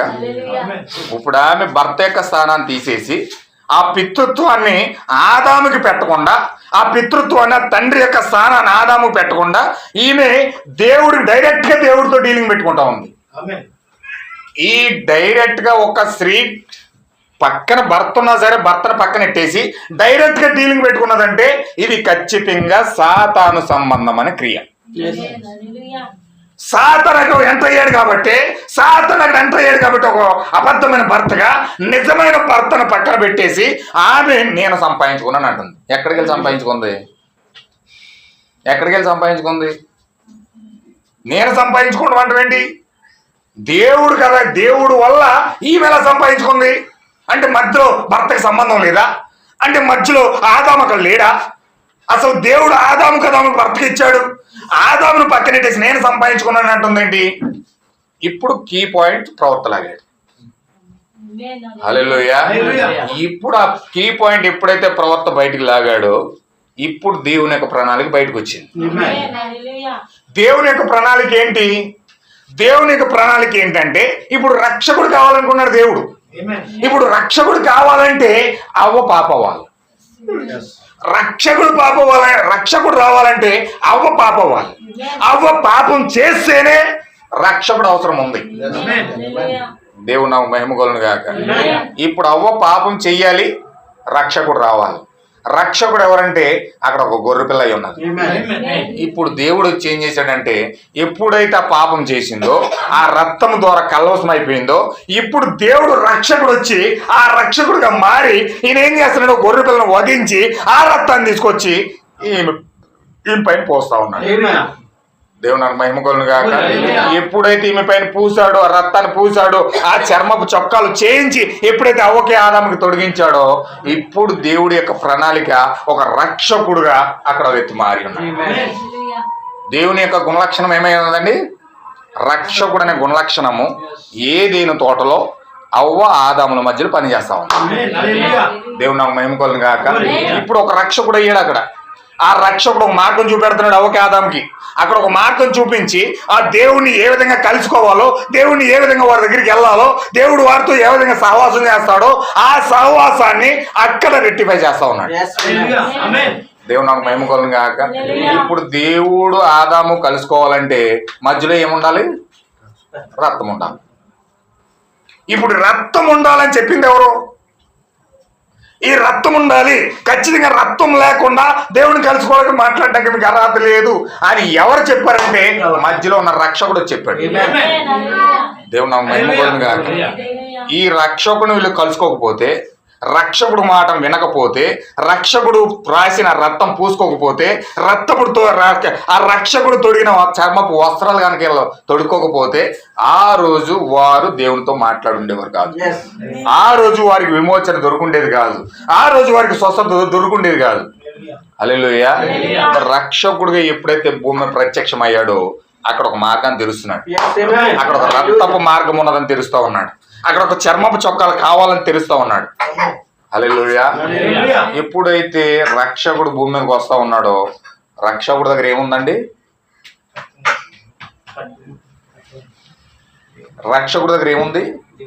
సమాధాన పరిచే ఆయుధం ఉంది. దేవునికి మానవునికి సమాధాన పరిచే ఆయుధం ఉంది. అందుకే దేవుడు రోమపత్రికలు రాస్తున్నాడు, దేవుని కుమారుడు ఎందుకు ప్రత్యక్షమయ్యాడంటే దేవునికి మానవునికి సమాధాన పరచడం. సమాధానం ఎలా పరుస్తున్నాడంటే కేవలం రక్తమును బట్టి. ఇప్పుడు రక్తమును బట్టి ఎందుకు ఆయన ఆజ్ఞాపిస్తా ఉన్నాడంటే ఇక్కడ అవ్వ చేసిన పాపపు కార్యాన్ని బట్టి సర్పముతో ఏకీకృతమై సర్పముతో చేసిన పాపాన్ని బట్టి రక్తము కల్మషమైంది కాబట్టి దేవుడు రక్షకుని పంపించి రక్తాన్ని తీసుకొస్తా ఉన్నాడు మళ్ళీ. హల్లెలూయా. ఖచ్చితంగా భూమి మీదకి రక్షకుడు వచ్చాడంటే దేవునికి మానవునికి అవినాభావ సంబంధం తీసుకొస్తాడు. దేవునికి మానవునికి అవినాభావ సంబంధం తీసుకొస్తాడు. దేవుడు నాకు మహిమ కలుగును గాక. ఎంతమందికి అర్థమవుతుందండి? ఇప్పుడు ప్రవర్త అవసరం ఎంత ఉంది? దేవునికి మానవునికి ఒక అవినాభావ సంబంధం ఉండాలంటే మధ్యలో ప్రవర్త కావాలి. ప్రవర్త లేకపోతే దేవునికి మానవునికి మధ్యలో అవినాభావ సంబంధం లేదు. ఖచ్చితంగా అవినాభావ సంబంధం ఏర్పడాలంటే మధ్యలో ప్రవర్త ఉండాలి, రక్షకుడు ఉండాలి. ఇప్పుడు రక్షకుడుగా దేవుడు ఆ కాలానికి దేవుడు అబ్రహాం ఉంచాడు. అబ్రహాం ఒక రక్షకుడు అయినాడు. ఇప్పుడు అబ్రహాం ఏం చేస్తున్నాడంటే ఇప్పుడు రక్షకుడుగా భూమి మీద రావాలి కాబట్టి ఆయన వేసే ప్రణాళిక అంతా కూడా ఆ రక్షకుడుగా మారేటప్పటికి అతను చూడండి 12 అధ్యాయంలో బయటకు వచ్చాడు. మనం చూసాం 12 అధ్యాయంలో దేవుడు అతనికి వాగ్దానం చేశాడు. దేవుడు అతనికి వాగ్దానం చేసి ఆ యొక్క బబులోను నుంచి బయటకు తీసుకుని వచ్చాడు. బబులోను నుంచి బయటకు తీసుకొచ్చిన తర్వాత 15 అధ్యాయంలో అతను పరిశుద్ధాత్మ బాప్తిజాన్ని పొందుకుంటా ఉన్నాడు. 15 అధ్యాయంలో పరిశుద్ధాత్మ బాప్తిజాన్ని పొందుకొని ఆయన దేవుని కలుసుకొని ఇక్కడ 17వ అధ్యాయంలో దేవుడు ఎలీషద్దాన్ని కలుసుకున్నాడు. ఎలీషద్దాన్ని కలుసుకున్న తల్లి దేవుడుగా ఆ దేవుడు అక్కడ ప్రత్యక్షమయ్యాడు. దేవుడు ఎప్పుడైతే అక్కడ ప్రత్యక్షమయ్యాడో అబ్రహాము, అప్పటి వరకు అబ్రహాముగా ఉన్న వ్యక్తి అబ్రహాముగా మారాడు. అప్పటి వరకు సారాయిగా ఉన్న వ్యక్తి సారాగా మారింది. హల్లెలూయా. ఎప్పుడైతే ఆ పేర్లు మార్చబడ్డాయో, వారి జీవితాలు మార్చబడ్డాయో, ఆ యొక్క ఎలీషద్దాయిగా దేవుడు అక్కడ ప్రత్యక్షమయ్యాడో వారి జీవితాలు మారిపోయినాయి. పేరు మార్చుకోవడం అర్థం ఏంటండి? పేరు మార్చుకోవడం అర్థం ఏంటి? వారి జీవితం మారిపోయింది. వారి జీవితాలు మారిపోయినాయి. వాళ్ళు పాలు ఎప్పుడైతే తాగారో వాళ్ళ జీవితాల్లో రూపాంతరం జరిగింది. వారి జీవితాల్లో రూపాంతరం జరిగింది. వారి జీవితాల్లో చక్కగా పేరు మార్చబడింది. వారి జీవితాలు మార్చబడ్డాయి. ఇప్పుడు ఎప్పుడైతే 17వ అధ్యాయంలో వారి జీవితాలు మార్చబడ్డాయో 18వ అధ్యాయంలో దేవుడు ఇప్పుడు ఏం చేస్తున్నాడంటే ఎలోహింగా ప్రత్యక్షమయ్యాడు. ఎలోహింగా ప్రత్యక్షమయ్యాడు. ఎలోహిం అనగా అర్థం ఏంటంటే సర్వశక్తిమంతుడైన దేవుడు. సర్వశక్తిమంతుడైన దేవుడు. చూడండి, మీకు ప్రవక్త తెర తొలగించబడిన దేవుడు అనే మెసేజ్ లో, తెర తొలగించబడిన దేవుడు అనే మెసేజ్ లో దేవుడు గ్రీక్ బైబిల్ చూపిస్తూ, హిబ్రూ బైబిల్ చూపిస్తూ, ఇక్కడ మనం బైబిల్లో చదివిన కడల్లా యెహోవా అని ఉంటుంది. తెలుగు బైబిల్లో చదివినప్పుడు, తెలుగు బైబిల్లో చదివినప్పుడల్లా మనకు పాత నిబంధన ఎలా కనబడుతుంది అంటే యెహోవా అని కనబడుతుంది. అదే మనం ఇంగ్లీష్ బైబిల్లో చూస్తే యెహోవా అన్న అక్కడ ప్రతి చోట కూడా గాడ్ అని ఉంటుంది. ఇంగ్లీష్ లో ఏముంటదండి? గాడ్ అంటే దేవుడు అని, యెహోవా అంటే కుటుంబంతో ఉన్నవాడని. అంటే తెలుగులోకి వచ్చినప్పుడు అర్థం మారిపోయింది. ఇంగ్లీష్కి వచ్చినప్పుడు దేవుడు అనగా ఆరాధనకు పాత్రుడు అని, ఇంగ్లీష్ లోకి వచ్చినప్పటికేమో ఆరాధనకు పాత్రుడు అని ఉంది, తెలుగులోకి వచ్చినప్పటికేమో కుటుంబంతో ఉన్నవాడు ఉంది. అదే మనం హిబ్రూ బైబిల్ చూస్తే హిబ్రూ బైబిల్ దేవుడు యెహోవా అని ఉన్న కాడ ప్రతి చోట కూడా ఎలోహిం అని ఉంటుంది. హల్లెలూయా. హిబ్రూ బైబిల్లో ప్రతి చోట దేవుడు అన్న కాడ ఎలోహిం అని ఉంటుంది. ఇంగ్లీష్ బైబిల్లోకి వచ్చినప్పుడు గాడ్ అని ఉంటుంది, తెలుగు బైబిల్లోకి వచ్చినప్పుడు ఎలోహిం అని ఉంటుంది. హల్లెలూయా. 3 రకాలుగా 3 భాషలకు వచ్చినప్పుడు 3 రకాలుగా మారిపోయింది. కానీ మనకు ప్రామాణికమైన గ్రంథం ఏదంటే హిబ్రూ బైబిల్. హిబ్రూలో ఎలోహిం అని ఉంటారు. ఎలోహిం అని అనగా అర్థం అనగానే హిబ్రూలో ఏమని ఉంటుందంటే ఎకాద్ అని ఉంటుంది. ఏంటండి? ఎకాద్. ఎకాద్ అంటే అర్థం ఏంటంటే, చూడండి మీకు మాట చెప్తాను, బోర్డు ఉంటే రాసి పెడుతున్నాను. సరే, ఆదికాండం 2వ అధ్యాయం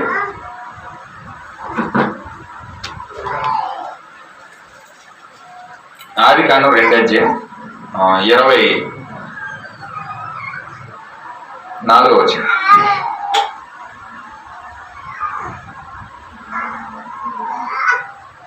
చదవండి.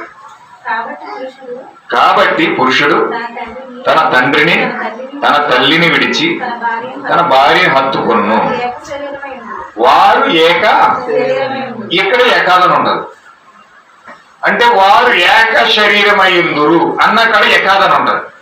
అంటే ఏక శరీరం అంటే మనకి ఎంతమంది కనపడుతున్నారు? ఇక్కడ భార్య భర్త కనపడుతున్నారు, ఇద్దరు కనపడుతున్నారు. అంటే ఇక్కడ ఇద్దరు అని అర్థం ఏంటంటే అక్కడ శరీరంలో ఇద్దరు కనపడుతున్నారు. మనకి స్త్రీ రూపం కనపడుతుంది, పురుషుని యొక్క రూపం కనపడుతుంది. 2 రూపాలు కలిపి వాళ్ళు ఏమయ్యారంటే ఏక శరీరమై అన్నారు. ఇక్కడ భార్య భర్తలు ఏక శరీరమై ఉన్నారని చెప్తాం, కానీ వాస్తవంగా వాళ్ళిద్దరు కాదు.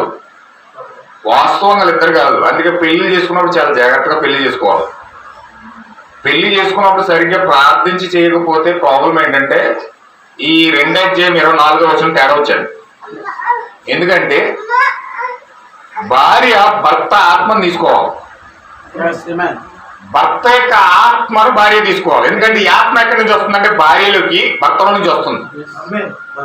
ఆదాములో నుంచి అవ్వొచ్చింది.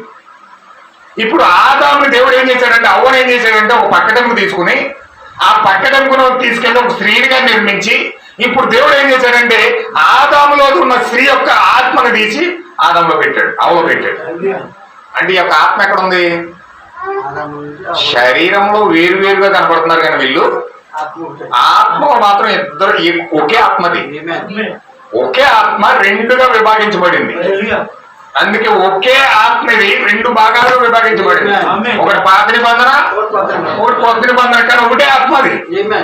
హల్లెలూయా. అయితే ఈ బైబిల్ ఎలాగైతే ఉందో మనిషి కూడా అలాగే ఉన్నాడు. ఇప్పుడు పురుషుడు ఏమై ఉన్నాడంటే ఏక శరీరం అని ఎందుకు చెప్తున్నాడంటే భార్య ఆ యొక్క ఆత్మలో భాగమై ఉంది. కానీ భార్యను ఆత్మలో ఉన్న భాగాన్ని చేసుకోకుండా ఇంకొక ఆత్మను చేసేసుకున్నాడు అనుకో, ఎవడో సంబంధించిన స్త్రీని తీసుకొచ్చి చేసేసుకున్నాడు అనుకోండి, అప్పుడు ఎలాగ ఉంటుందండి? గజిబిజిగా ఉంటుంది. ఆ ఇల్లు అంతా కూడా పాతాలమే, ఆ ఇల్లు అంతా కూడా మొత్తం అంతా గందరగోళమే.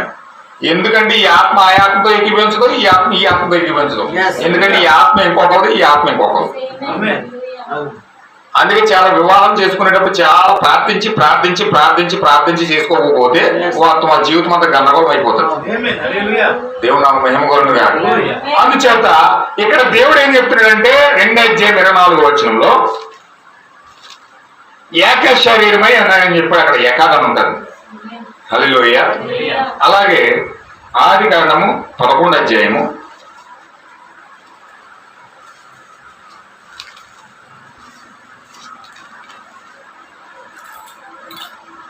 4 మరియు వారు మనము భూమి అందంతటా చెదిరిపోకుండా ఒక పట్టణము ఆకాశమునంటూ శిఖరము గల గోపురము కట్టుకుని పేరు సంపాదించుకుందాము.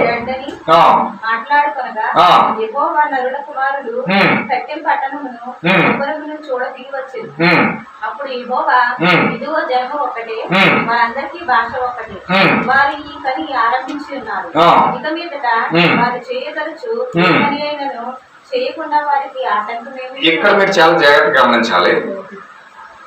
6వ వచనంలో అప్పుడు యెహోవా ఇదిగో జనము ఒక్కటే, వారందరికీ భాష ఒక్కటే అన్నాడు. ఈ జనము ఒక్కటే అన్నక్కడ ఏకాదం అంది. ఎంతమంది కలుగుతుందన్నమాట. ఆది కాలంలో ఇద్దరున్నప్పుడు ఏకాదు వాడాడు. ఏకాదనగా ఎవరు? ఎలోహిమై ఉన్నాడు, సర్వశక్తిమంతుడై ఉన్నాడు. ఇక్కడ జనము ఒక్కటే అన్నక్కడ ఏకాదు వాడాడు. అంటే జనం అంటే ఎంతమంది ఉన్నారు అక్కడ? జనం అంటే ఎంతమంది ఉన్నారండి? కొన్ని వేల మంది ఉన్నారు అక్కడ. వాళ్ళకి ఏకాదని వాడాడు. ఇక్కడ ఏక శరీరం అని అక్కడ ఏకాదని వాడాడు. ఆదికాండం 1:27 కూడా స్త్రీని గాను పురుషుని గాను చేయదుమని మనము అని మనము అని వాడాడు. చూసారా? అక్కడ కూడా ఏకాదని వాడాడు. మనము చేయుదము అన్నాడు. మనము చేయుదము అంటే అక్కడ ఏకాదు వాడాడు. ఆదికాండం 2:24 ఏకాదు వాడాడు. ఇక్కడ 11:4 జనము ఒక్కటే అన్నక్కడ ఏకాదు వాడాడు. అంటే ఏకాదు వాడుతున్నాడు. అంటే ఏకాదులు ఎంతమంది జనం ఉన్నారు లెక్కనే? 2 ఉన్నారా? 3 ఉన్నారా? లేకపోతే అనేక మంది జనాలు వేల మంది ఉన్నారా? నన్ను ఏమని ప్రశ్నించాడంటే ఒక త్రిత్వవాది అక్కడ ఏకాదని వాడాడు కాబట్టి త్రిత్వం 3 రౌండ్ టేబుల్ వేసి కూర్చున్నారు, 3 తండ్రి కుమార్ పరిశుద్ధాత్మ 3 ప్లాన్ వేసుకున్నారు అక్కడ అని చెప్పాడు. మరి 11 జనం ఒకటే అన్నక్కడ ఏకాదని వాడాడు కదా, అక్కడ వేల మంది ఉన్నారు కదా, మరి 3 ఎందుకు నీకు అవసరమయ్యారని అడిగాను. 3 నీకు ఎందుకు అవసరమయ్యారు? మరి ఇక అనేక మంది ఉన్నా కూడా ఏకాది వాడాడు కదా, మరి అందరిని ఏం చేస్తాం అన్నాను. ఆగిపోయి స్టాప్ అయిపోయాడు. హల్లెలూయా. అంటే అతనికి ఏంటంటే 3 అవసరం కాబట్టి 3 రౌండ్ వేసి కూర్చున్నారు కాబట్టి ఏకాదులో 3 ఉన్నారు, 2 ఉన్నారు, రౌండ్ వేసి కూర్చున్నారని చెప్పాడు అతను. బాగానే ఉంది. మరి ఇక్కడికి వచ్చినోడికి అనేక మంది ఉన్నారు. జనం ఒక్కటే అన్నాడు, అనేక మంది ఉన్నా కాదు ఏకాదని వాడాడు దేవుడు. అంటే మరి ఇలాంటి ఏం చేస్తాడు? హల్లెలూయా. అంటే ఎలోహిం అనగా అర్థం ఏంటంటే, అసలైన అర్థం ఏంటంటే సమూహము అని అర్థం. ఎలోహిం అనే అర్థం ఏంటంటే అంటే కొన్ని వేల మంది కలిసి ఉన్న సమూహం అది.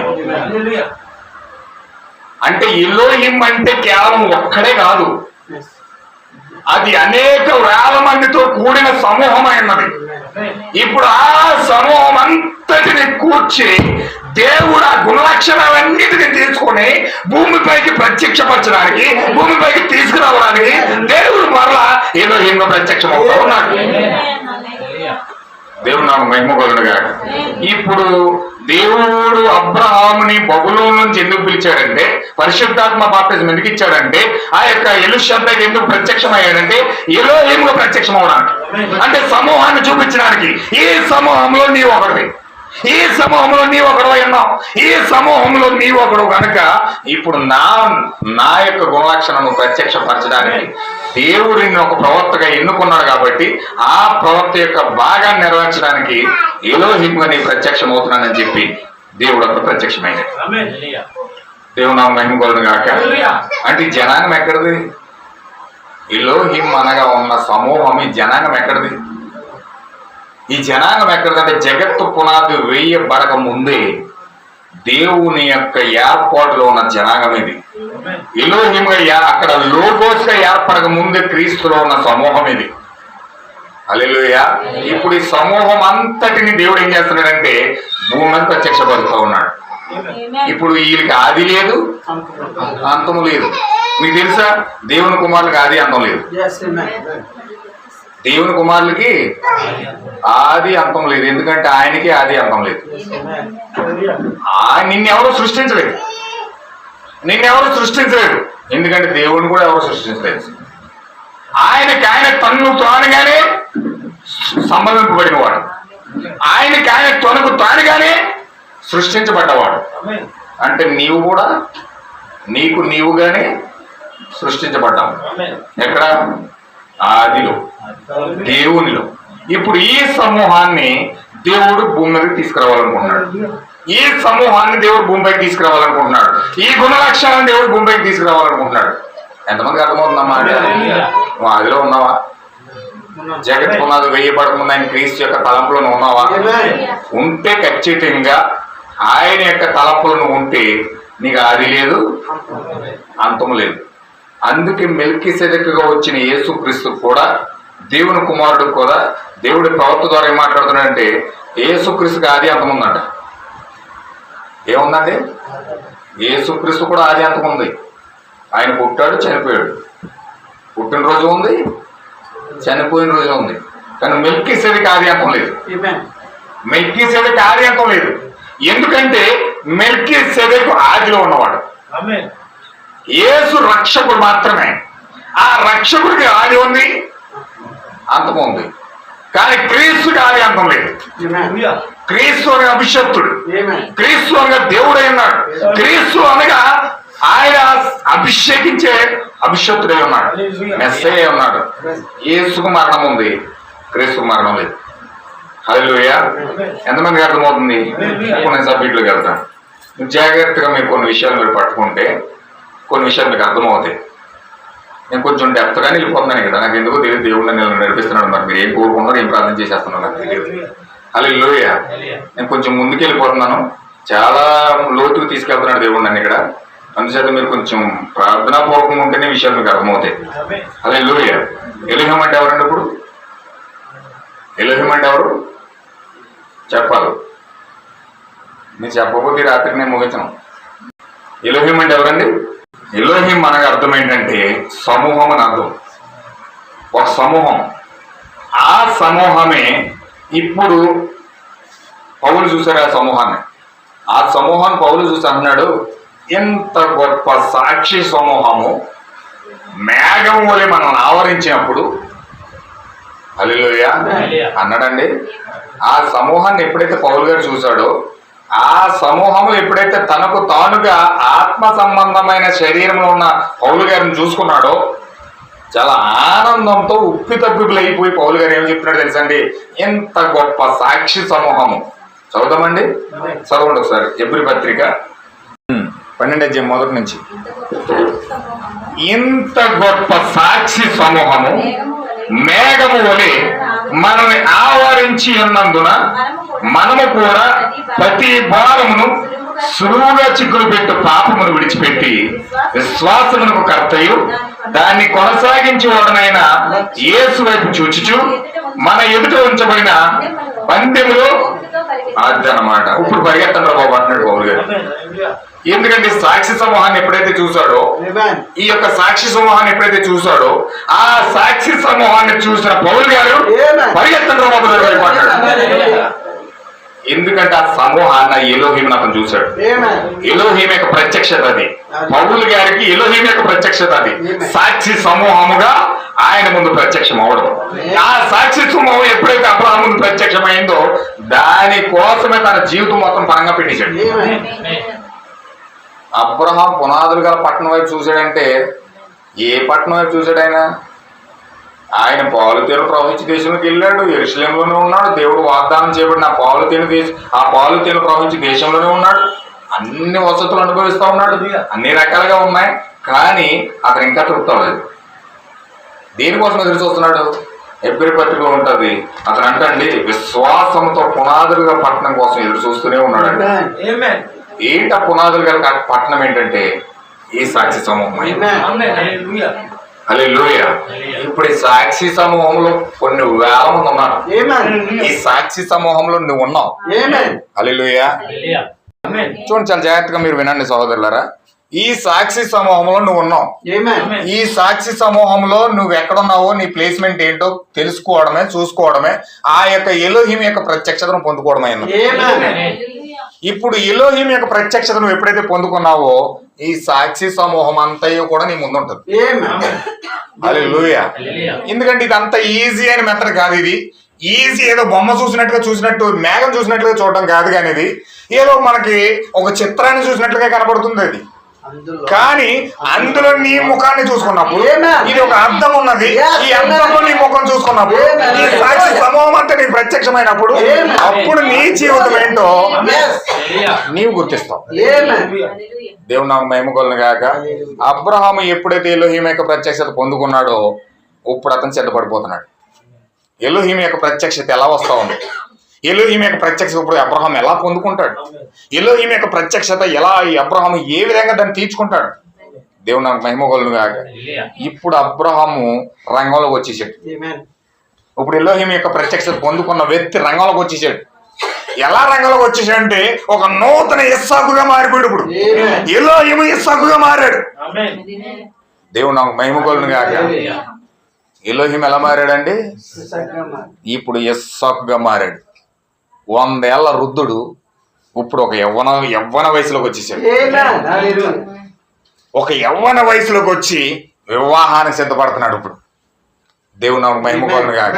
ఇప్పుడు వివాహము ఎవరి కోసం అంటే ఆ యొక్క నిజమైన వాస్తవమైన ఆ యొక్క శరీరంలో ప్రత్యక్షపడిన వ్యక్తులను కలుసుకోవడమే వివాహం. దేవుడు నాకు మహిమగొలను గాక. ఇప్పుడు దేవుడు యోబును కలుసుకున్నప్పుడు ఏం చేస్తున్నాడండి? దేవుడేమో ఆత్మ సంబంధమైన శరీరంలో ఉన్నాడు. దేవుడు సుడిగాల్లో ఉన్నాడు. దేవుడేమో ఒక గంభీరమైన వస్త్రములతో సన్నపు నార వస్త్రాలు కట్టుకొని ఒక చక్కని ఆత్మ సంబంధమైన శరీరంలో ఉండి యోబుని దర్శిస్తా ఉన్నాడు. యోబేమో మట్టి శరీరం ఉన్నాడు. యోబులోనేమో గుణలక్షణం ఉంది. దేవుని యొక్క గుణలక్షణం ఉంది. దేవుని మహిమగొలను గాక. దేవుని యొక్క గుణలక్షణం యోబులో ఉండి ఒక శారీరకంగా ప్రత్యక్షపరచబడ్డాడు. ఇతను అనుకుంటున్నాడు ఒక పక్క దేవుళ్ళగా ఆలోచిస్తున్నాడు, ఒక పక్క మానవుల్లాగా ఆలోచిస్తున్నాడు. ఒక పక్క దేవుళ్ళగా ఆలోచిస్తున్నాడు, ఒక పక్క మానవుల్లాగా ఆలోచిస్తున్నాడు. ఒక పక్క దేవుడు మాట్లాడుతున్నాడు, ఒక పక్క మానవుడు మాట్లాడుతున్నాడు. హల్లెలూయా. మానవ వైపు చూస్తేనేమో బాధ గుర్తొస్తుంది. హల్లెలూయా. సెల్ఫ్ పెంకులెట్ గోక్కుంటున్నాడు. బూడిదలో కూర్చున్నాడు. భయంకరంగా ఉన్నాడు వ్యక్తి. శారీరకంగా చూస్తే మనుషులందరికీ ఎలా ఉన్నాడంటే ముట్టుకుంటే అంటువ్యాధి అంటుకుపోతుందేమో అంటూ ఉన్నాడు. హల్లెలూయా. రసి కారిపోతున్న రసిని కుక్కలు వచ్చి నాకుతూ ఉన్నాయి. గోక్కుంటా గోర్లు కూడా లేవు. ఆ పక్కన బూడిదలో చిల్ల పెంకులు ఉంటే దాన్ని తీసి గోక్కుంటున్నాడు. అలా గోక్కుంటుంటే చర్మాన్ని కుళ్ళిపోయి చర్మం కూడా వచ్చేస్తుంది. అంత భయంకరంగా ఉన్నాడు యోబు. హల్లెలూయా. చూడడానికి చాలా అందవిహారంగా ఉన్నాడు. హల్లెలూయా. యేసుక్రీస్తు కూడా కల్వరి శిలువలో అలాగే అయిపోయాడు. కల్వరి శిలువలో ఎలాగైపోయాడండి? చూడండి ఒకసారి కల్వరి శిలువలో యేసుక్రీస్తు ఎలా ఉన్నాడు చూడండి. యెషయా గ్రంథం 53వ అధ్యాయం చూడండి. దేవుడు నాకు మహిమగొలను గాక. యెషయా గ్రంథం 53వ అధ్యాయము మొదటి నుంచి చదవండి. మేము తెలియజేసిన సమాచారము ఎవడు నమ్మెను? యెహోవా బాబు ఆ. ఎవరికి బయలుపరచబడెను? ఆ. లేత మొక్కవలెను, ఆ. ఎండిన భూమిలో మొలిచిన ఆ. మొక్కవలెను. మొక్కవలెను. ఆయన ఎదుట పెరిగెను. అతనికి స్వరూపమైనను స్వరూపమైనను లేదు. అదనమాట. అలాగే ఇప్పుడు యేసుక్రీస్తు స్వరూపము లేదు, సొగసు లేదు. అసలు యేసుక్రీస్తు చాలా అందమైన బాలుడుగా ఉన్నాడట, చాలా చక్కగా ఉన్నాడట. కానీ సిలువలోకి వెళ్ళినప్పటికీ స్వరూపము లేదు, సొగసు లేదట. మనం అతన్ని చూసి ఆపేక్షించినట్లుగా అతని యందు స్వరూపమే లేదు. అతను తృణీకరించబడిన వాడును, ఆయన మనుషుల వలన విసర్జించబడిన వాడును, వ్యసనాక్రాంతుడుగాను, వ్యాధిని అనుభవించిన వాడుగాను. ఇలా కళ్ళు మూసుకున్నారు. ఇలా మనుషులు చూడలేక, ఆ వ్యక్తిని చూడలేక, ఆ సిలువ పైన వేలాడుతున్న వ్యక్తిని చూడలేక మనుషులు ఇలా కళ్ళు మూసుకున్నారు. ఎందుకంటే చూస్తే కళ్ళు తిరిగిపోతున్నాయి. అంత భయంకరంగా కలువరి సిలువలో యేసుక్రీస్తు మారిపోయాడు. యోబు బూడిలో కూర్చున్నప్పుడు అంత అందవిహానంగా పరిస్థితి ఉన్నదో, సిలువలో యేసుక్రీస్తు పరిస్థితి అలా ఉంది. హల్లెలూయా. ఎవరిని బయలుపరుస్తున్నాడు ఈయన? దేనికి బయలుపరుస్తున్నాడు? యోబు యొక్క బూడిదలో ఉన్న పశ్చాత్తాపాన్ని చూపిస్తా ఉన్నాడు. అలాంటి నిజమైన దర్శనం ఒక వ్యక్తికి వస్తే ఏడవకుండా ఉండలేడండి. యేసుక్రీస్తు యొక్క నిజమైన ప్రత్యక్షత కనుక ఒక వ్యక్తికి వస్తే నిజంగా ఏడవకుండా ఉండలేడండి. అతను తగ్గించుకోకుండా ఉండలేడు. నేల మట్టికి వంగి పూర్తిగా దేవునికి ఉభయ అయిపోతాడు. ఎందుకంటే అలాంటి దర్శనం అది, అలాంటి భయానకమైన కార్యం అది. హల్లెలూయా. ఎప్పుడైతే యోబు ఆ విధంగా ఉంటా ఉన్నాడో, బాధపడతా ఉన్నాడో, ఏడుస్తూ ఉన్నాడో, చాలా వేదన పడతా ఉన్నాడో, సుడిగాలిలో నుంచి దేవుడు వచ్చి ప్రశ్నల మీద ప్రశ్నలు సంధిస్తా ఉన్నాడు. ఓ యోబు, నువ్వు ఎంత బాధను అనుభవిస్తూ ఉన్నావు కదా, ఎంత వేదన భరిస్తూ ఉన్నావు కదా, ఎంత సహనంలో సహించుకుంటా ఉన్నావు కదా, అసలు నువ్వు భూమికి పునాదులు వేయక ముందు ఎక్కడో చెప్పు అన్నాడు. దేవుడు నాకు మహిమ కలుగును గాక.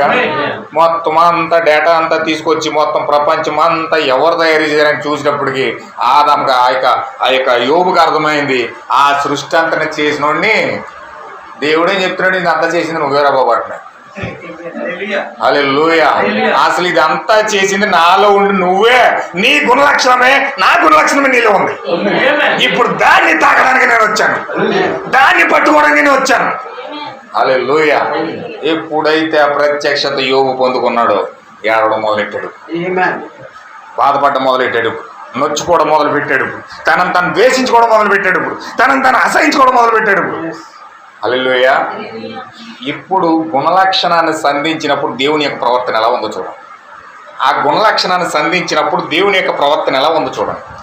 దేవుడు ఏ విధంగా ఒక వ్యక్తిని సంధిస్తూ ఉన్నాడు. అబ్రహాము ఏ విధంగా సంధించాడు, దావీదుని ఏ విధంగా సంధించాడు, ఆ యొక్క వ్యక్తుల్ని ఏ విధంగా దేవుడు సంధిస్తూ ఆ గుణలక్షణాన్ని కాపాడుకుంటా ఉన్నాడో మనం బైబిల్ గ్రంథం ద్వారా చూడాలి. దేవుడు నాకు మహిమ కలుగును గాక. ఇప్పుడు ఆయన ఏం చేస్తున్నాడంటే ఒక వ్యక్తిని ఆ విధంగా సంధించాలనుకున్నప్పుడు ఇప్పుడు దేవుడు ఏం చేస్తున్నాడంటే ఒక వివాహం ద్వారా వ్యక్తిని సంధిస్తా ఉన్నాడు. దేవుడు నాకు మహిమ కలుగును గాక. ఇప్పుడు ఆయన వివాహం ద్వారా చేసుకోవాలంటే ఇప్పుడు ప్రణాళిక అంతా రచించి ఈ సాక్షి సమూహము ఒక మనుషులుగా భూమిపై ప్రత్యక్షమయ్యారు. ఎంతమందికి అర్థమైందన్న మాట? త్వరగా ముగిస్తాను, జాగ్రత్తగా మీరు వినండి. ఇప్పుడు ఆది కాండం నుంచి మలాకి గ్రంథం వరకు దేవుడు ఒక వజ్రపు తునకలుగా, ఒక బంగారపు తునకలుగా అక్కడక్కడ దేవుడు ఒక వజ్రం ఒక తునకం పడ్డది. హల్లెలూయా. ఆది కాండం నుంచి ప్రకటన మలాకి గ్రంథం వరకు అక్కడక్కడ ఒక వజ్రపు తునకల్లాగా అక్కడక్కడ పడ్డాయి. దేవుడు నాకు మహిమ కలుగును గాక. దేవుడు వెండి విద్యలుగా వెళ్ళి ఎవరినైతే ఆ తునకలు పడ్డాయో మీరు చూడండి. నక్షత్రాలు బంగారం ఎలా దొరుకుతుంది మనకి? బంగారం ఎలా దొరుకుతుంది అంటే నక్షత్రాలు పేలిపోతాయండి. నక్షత్రాలు పేలిపోయినప్పుడు ఆ యొక్క ముక్కలన్నీ వచ్చి ఎక్కడ సముద్రంలో పడతాయో, లేకపోతే కొండలో పడతాయో, లేకపోతే అరణ్యాల్లో పడతాయో దాన్ని వెళ్ళి తవ్వుకొని తెచ్చుకుంటాం. నక్షత్రాలు ఎక్కడి నుంచి వస్తాయంటే ఆకాశంలో బంగారం. అది ఆకాశంలో నక్షత్రాలు పేలినప్పుడు వచ్చి భూమి మీద పడ్డదే బంగారమయం. అది అంటే పరలోకమంతా బంగారమయం. అది నువ్వు అక్కడికి వెళ్తే బంగారం మీద నడుస్తావు. ఇప్పుడు మెల్ల వేసుకుంటారు కానీ జనాలు కాలుకి ముక్కులకి చెవులు కట్టుకుంటున్నారు, కానీ అప్పుడు నడిచేదే బంగారం మీద, ఇల్లే బంగారం. హల్లెలూయా. మొత్తం అంతా బంగారమే, అది బంగారు లోకమే. దేవుడు నాకు మహిమ కలుగును గాక. అయితే ఇప్పుడు ఆ బంగారు ముక్కలు ఎలాగైతే నక్షత్రాలు పగిలి ఎలాగైతే భూమి మీద పడ్డాయో, అలాగే కొంతమంది వ్యక్తులు, కొంతమంది దేవుని కుమార్తెలు, ఆదిలో ఉన్న కుమారులు అక్కడక్కడ ప్రవర్తన రూపంలో పడ్డారు. దేవుడు నాకు మహిమ కలుగును గాక. ఇప్పుడు ఆ ప్రవర్తన రూపంలో పడ్డ వాళ్ళని దేవుడు వచ్చి ఇండివిజువల్ గా కలుసుకొని వారికి ఇండివిజువల్ గా మాట్లాడుతూ దేవుని యొక్క రహస్యాలు సీక్రెట్ వాళ్ళకి చెప్పి వారిని రూపాంతరపరిచి వారుండే స్థానంలో తీసుకెళ్తారు. దేవుడు నాకు మహిమ కలుగును గాక. అయితే ఒకనొక రోజు ఏం జరిగిందంటే, ఆ యొక్క దేవుడు దైవత్వం అంతా ఏకమై ఆయన ఏం చేశాడంటే, ఇప్పుడు ఒక్కొక్క తునక కాదు కానీ మొత్తం దైవత్వం అంతా క్రీస్తు నివాసం. దేవుడు నాకు మహిమ కలుగును గాక. ఇప్పుడు దైవత్వం ఎక్కడుందండి? దైవత్వం ఎక్కడుంది? క్రీస్తులో ఉంది. చూడండి ఒకసారి ఎఫెసీ పత్రిక, కొలస్సీ పత్రిక, కొలస్సీ పత్రిక, దేవుడు నాకు మహిమ కలుగును గాక. 2వ అధ్యాయము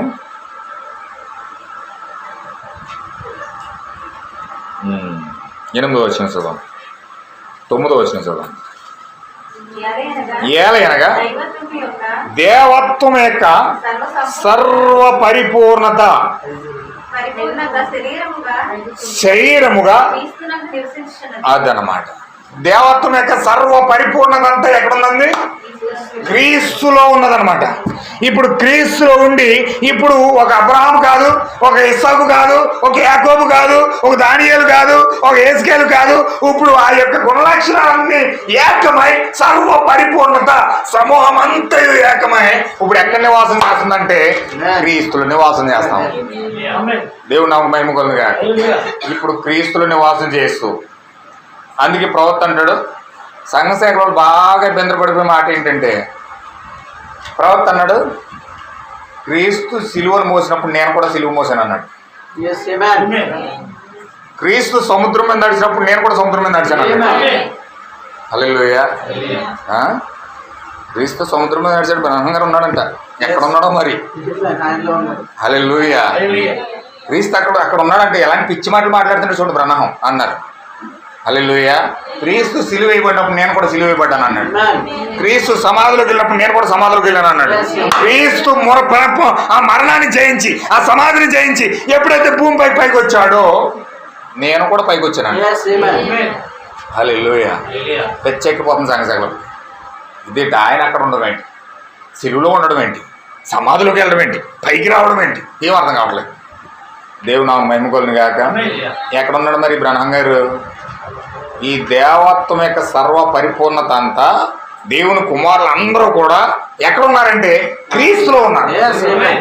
ఇప్పుడు క్రీస్తులో ఉండి క్రీస్తు ఎక్కడ నడిచి వెళ్తే నీవు కూడా అక్కడ నడిచి నీకు కూడా తెలుసా, ఒకవేళ క్రీస్తులో ఆ దేవత్వం యొక్క పరిపూర్ణతలో నీవు కూడా భాగమై ఉంటే సిలువలో నీవు కూడా ఉన్నాయి.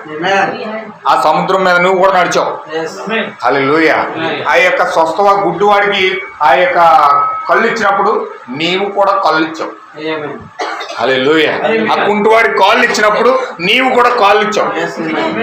అంటే సమస్తము దేవుడు యేసుక్రీస్తు ఏం చేస్తున్నాడో దాన్ని నువ్వు కూడా చేస్తూనే ఉన్నావు. ఇప్పుడు ఈయన ఏం చేశాడంటే ఆ యొక్క సర్వ సంపూర్ణత అంతా దేవత్వం అంతా ఆయనలో పెట్టుకుని ఇప్పుడు ఆయన ఏం చేస్తున్నాడంటే సమాధిలోకి వెళ్తున్నాడు. హల్లెలూయా. ఒక ఆయన రాశాడు పుస్తకం, ఏం రాశాడంటే విలియం బ్రహ్మం గారు ప్రవక్త మాట్లాడుతున్నాడు. మౌన దేవుడు అని చెప్పి ఓ బుక్ రాశాడు. మౌన దేవుడు అని బుక్ రాసి ఆయన ఏం రాశాడంటే, దేవుడు నోరు లేదు, దేవుడు కళ్ళు లేవు, అందుకే సంటి పిల్లల ప్రెగ్నెంట్తో ఉన్న స్త్రీలను తీసుకెళ్ళి సింహాల బోన్లో వేసేస్తుంటే దేవుడు నిద్రపోయాడా? దేవుడు కళ్ళు లేవా? దేవుడు మౌనంగా ఎందుకు ఉండిపోయాడు? అంత భక్తిగా ఉండి, అంత విశ్వాసంగా ఉండి, అంత భయంకరమైన వేదన పోలవుతుంటే విశ్వాసులు ఆని నమ్ముకున్న దేవుడు నిద్రపోతున్నాడా? మౌనం అయిపోయాడా? ఓ ప్రియమైన సహోదరుడా, ఆ యొక్క సహోదరుడు క్రైస్తవుడు, పెద్ద బిషప్, రెవరెంట్ పొందుకున్న వ్యక్తి, అలాంటి వ్యక్తి పలికే రాసే మాట బుక్కులు ఇది. నీ జీవితాల్లో కూడా కొన్ని సమస్యలు నేను వెంటాడుతున్నప్పుడు దేవుడు మౌనం అయిపోతాడు. హల్లెలూయా. ఎంతమందికి అర్థమవుతుందండి? నీ జీవితంలో కూడా దేవుడు కొన్ని సమస్యలు నేను వెంటాడుతున్నప్పుడు దేవుడు మౌనం అయిపోతాడు. చూసి చూడనట్టుగా ఉంటాడు.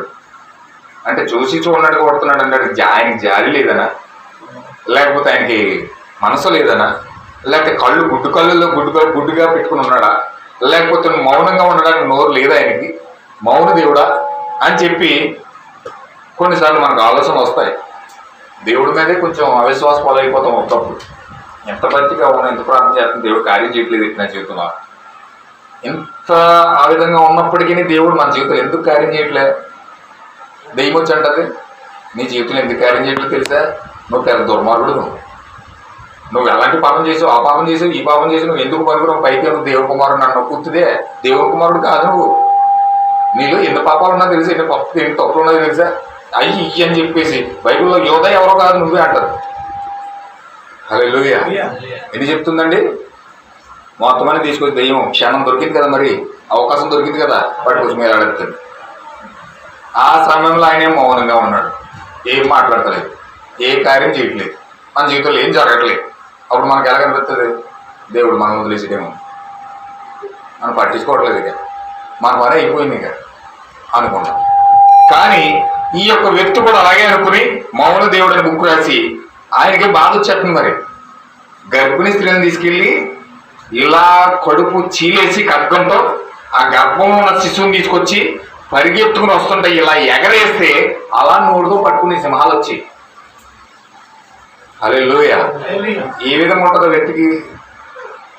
ఆవిడేమో కిందకి పడి కొట్టుకుని ఆవిడ కొట్టుకుంటుంటే ఆ పాపను తినేసి దగ్గరికి వచ్చి ఆమెను కూడా చేసుకుని తినేసి ఒక కంచెద్దును తయారు చేసండి. ఆ కంచెద్దులు కొన్ని వందల మందిని ఆ ఎద్దులు దూర చేసి కింద మంట పెట్టేసేవారు. కింద మంట పెడితే ఆ వాళ్ళు అరిచే అరుపులకి అంబా అని సౌండ్ వచ్చేది. వాళ్ళు తొతగూరు ఊరుకుండా పిల్లంగూరు ఊరుకుండా డ్యాన్స్ చేసి ఊరు వాళ్ళు వాయిద్యాలు వాయించుకుంటూ స్త్రీలను తీసుకొచ్చి వాళ్ళ రొమ్ములు కోసేసి బట్టలను నిప్పేసి ఆ యొక్క లేగదూడను తీసుకొచ్చి ఆ లేగదూడ తోకనే వీళ్ళ జడ మూడేసేసి వాళ్ళు ఏం చేసేవారంటే ఆ లేగదూడ కంట్లో కారం వేసేసేవారు. కారం వేసేసి మేకలెత్తి ఇలా గుచ్చేటప్పటికి ఏనుగుని స్పర్శ ఉండదు. ఏనుగుని ఎలాగా కొడతారంటే దానికి కర్ర చివర మేకు పెడతారు. ఆ మేకు పెట్టి ఇలా గుచ్చినప్పుడు ఆ గుచ్చుకున్న స్పర్శ ఏనుగు తగులుతుంది, అప్పుడు మాటింటది అది ఏనుగు. అలాగే ఈ లేగదూడను కొట్టేవారు. ఎప్పుడైతే అదంతా కళ్ళలో కారం మేకులతో తెగొట్టేవారు. వీళ్ళకి తట్టుకోలేక ఆ దూడ పరిగెడుతుంటే ఈ యొక్క స్త్రీ లాక్కుంటా కొబ్బరి చెట్టు తగులుతుందో, తాడి చెట్టు తగులుతుందో, స్తంభాన తగులుతుందో, గోడ తగులుతుందో, తలకాయ బల్లును పగిలిపోయి. హల్లెలూయా. ఇంత భయంకరమైన చిత్రవద పెట్టి ఆ యొక్క రోమ సామ్రాజ్యపు అధికారులు క్రైస్తవులను భయంకరంగా చిత్రవద చేస్తూ ఉంటే దేవుడేమో ఏం మాట్లాడతలేదు, మౌనంగా ఉన్నాడు. కానీ మౌన దేవుడు అయిపోయాడు. ఇంత భయంకరమైన చిత్రవద పెడుతుంటే దేనికి మనం బ్రతుకుతున్నాం, దేనికోసం మనం భక్తి చేస్తున్నాం, దేనికోసం నిలబడ్డాం? ఇంత భయంకరంగా కనీసం చిన్న కార్యం కూడా చేయట్లేదు. స్వస్థపరిచాడని ఎదురు చూస్తున్నాం, ఆరోగ్యం ఇస్తాడని ఎదురు చూస్తున్నాం, అంత సవ్యంగా జరిగిస్తాడని ఎదురు చూస్తున్నాం. పరిస్థితులన్నీ తారుమారు అయిపోతున్నాయి. ఏమీ అర్థం కావట్లేదు. భయంకరంగా రక్తకల్లోలం కనబడుతుంది అంతా, భయంకరంగా చింతర వద్దరైపోతుంది అంతా. ఏమీ అర్థం కావట్లేదు. ఒక పక్క సెక్యూరిటీ, ఒక పక్క పోలీస్, ఒక పక్క భయంకరమైన అన్ని చుట్టుముడుతూ ఉన్నాయి. ఆందోళన ఏమీ అర్థం కావట్లేదు. ఎందుకు నమ్ముకున్నాం? దేనికోసం నమ్ముకున్నాం? దేనికోసం దీన్ని వెంటాడుతున్నాం? పరిస్థితి చూస్తేనే చాలా ప్రమాదకరంగా ఉంది. ఏమన్నా అర్థమవుతుందని చెప్పి చాలా భయంకరమైన పరిస్థితులు. దేనికి వెంబడిస్తున్నామో, దేనికి నమ్ముకున్నామో ఏం అర్థం కావట్లేదు. దేవుడు మాత్రం మౌనం అయిపోయాడు. హల్లెలూయా. ఇప్పుడు ఎప్పుడైతే ఆ విధంగా ఉన్నాడో, ఎందుకంటే దేవుడు సమాధిలోకి వెళ్ళాడు. దాన్ని ప్రవక్త తీసుకుని ఏమంటున్నాడంటే, సమాధిలోకి వెళ్ళింది ఎందుకంటే, ఆ సమాధిలోకి ఆయన ఎందుకు ప్రవేశిస్తున్నాడంటే, ఒక విత్తనము గోధుమ గింజ భూమిలో పడి ఇప్పుడు ఆ విత్తనము పైకి మొక్కగా వచ్చి ఆ మొక్క ఆ గోధుమ గింజ అనేక గోధుమ గింజలు దేవుడు ఒక గోధుమ గింజ భూమిలోకి వెళ్ళిందంటే ఇప్పుడు పైకి అనేకమైన గోధుమ గింజ. పాత నిబంధన ఆది కాలం నుంచి మలాకి గ్రంథం ఒక్కొక్కరిగా భూమి మీద పడితే ఇప్పుడు కొత్త నిబంధనలు వచ్చేసరికి ఒక్కొక్కరిగా కాదు ఒక సమూహమే ప్రపంచాన్ని వేసుకుంది. దేవుడు నాకు మహిమగలుగా ఇప్పుడు అనేకమైన గోధుమ గింజలు ఏర్పడే దానికి సమూహాన్ని బయటికి తీసుకురావడానికి ఈయన మౌనంగా ఎదురు చూస్తా ఉన్నాడు. ఆ రక్తపాతాల కళ్ళుల విధానాల అన్ని కూడా దేవుడు చూడట్లేదు కానీ ఇప్పుడు అదన్నిటిని దాటుకుని ఒక సమూహం ఇక్కడ ఏర్పడదు. ఆ సమూహమే గొర్రె పిల్ల యొక్క భార్య. ఇప్పుడు ఆ గొర్రె పిల్ల యొక్క భార్యను దేవుడు సిద్ధపరచడం కోసం, ఆ గొర్రె పిల్ల యొక్క భార్యను దేవుడు ఏర్పాటు చేయడం కోసం, ఆ గొర్రె పిల్ల యొక్క భార్యను దేవుడు భూమి మీద ప్రత్యక్షపరచడం కోసం దేవుడు ఆ కార్యాన్ని భూమి మీద చేస్తా ఉన్నాడు. దేవుడు మహిమగలుగా ఇప్పుడు ప్రకటన గ్రంథం 19వ అధ్యాయం 6వ వచనంలో ఆ గొర్రె పిల్ల యొక్క భార్య తనకు తానుగా సిద్ధపడే గడియ భూమి మీద వచ్చి ఉన్నాడు. దేవుడు మహిమగలుగా ఇప్పుడు ఆదిలో సమూహముగా ఉన్న ఎలోహిం భూమి మీద ఇప్పుడు ఈ కాలానికి శరీరం ధరించబోతా ఉన్నాడు. మొదటి రాకడలో యేసుక్రీస్తు కాదు అసలు శరీరం ఎలోహిం యొక్క ప్రత్యక్షత. రెండవ రాకడలో దేవుడు గొర్రె పిల్ల యొక్క భార్యగా అసలైన దేవుడి యొక్క సంతానముగా ఒక మేఘముగా ఒక సమూహముగా దేవుడు ఒక శరీరం ధరించుకుని భూమి మీద మనుషుల దగ్గర రాబోతా ఉన్నాడు. దేవుడు నాకు మహిమగలుగా అసలు ఆది కాలం ప్రకటన వరకు చూసిన దర్శనాలన్నీ కూడా దీనికోసమే. ఆది కాండంలో ప్రకటన వరకు చూసిన ప్రత్యక్షత అంతా కూడా అబ్రాహాము దేనికోసం ఎదురు చూశాడంటే దీనికోసం, యోబు దేనికోసం ఎదురు చూశాడంటే దీనికోసం, యెహోషువ దేనికోసం ఎదురు చూశాడంటే దీనికోసం, ప్రవక్తలందరూ దేనికోసం ఎదురు చూశారంటే దీనికోసం. హల్లెలూయా.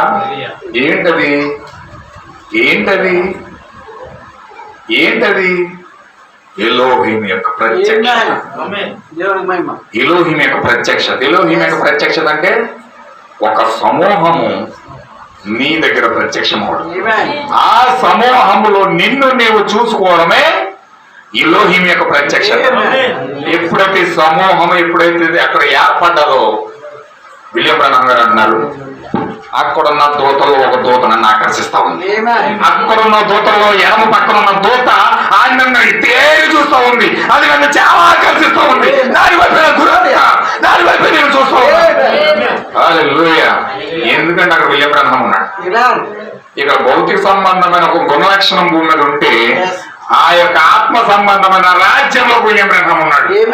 ఆ యొక్క విలియం బ్రహ్మం ఈ యొక్క విలియం బ్రహ్మం ఆహ్వానిస్తా ఉన్నాడు, ఆకర్షిస్తా ఉన్నాడు. దేవుడు మహిమగలుగా. అందుకే ఎలోహిం ఎప్పుడైతే నీకు ప్రత్యక్షమయ్యాడో నీ దూతక నీకు ప్రత్యక్షమవుతుంది.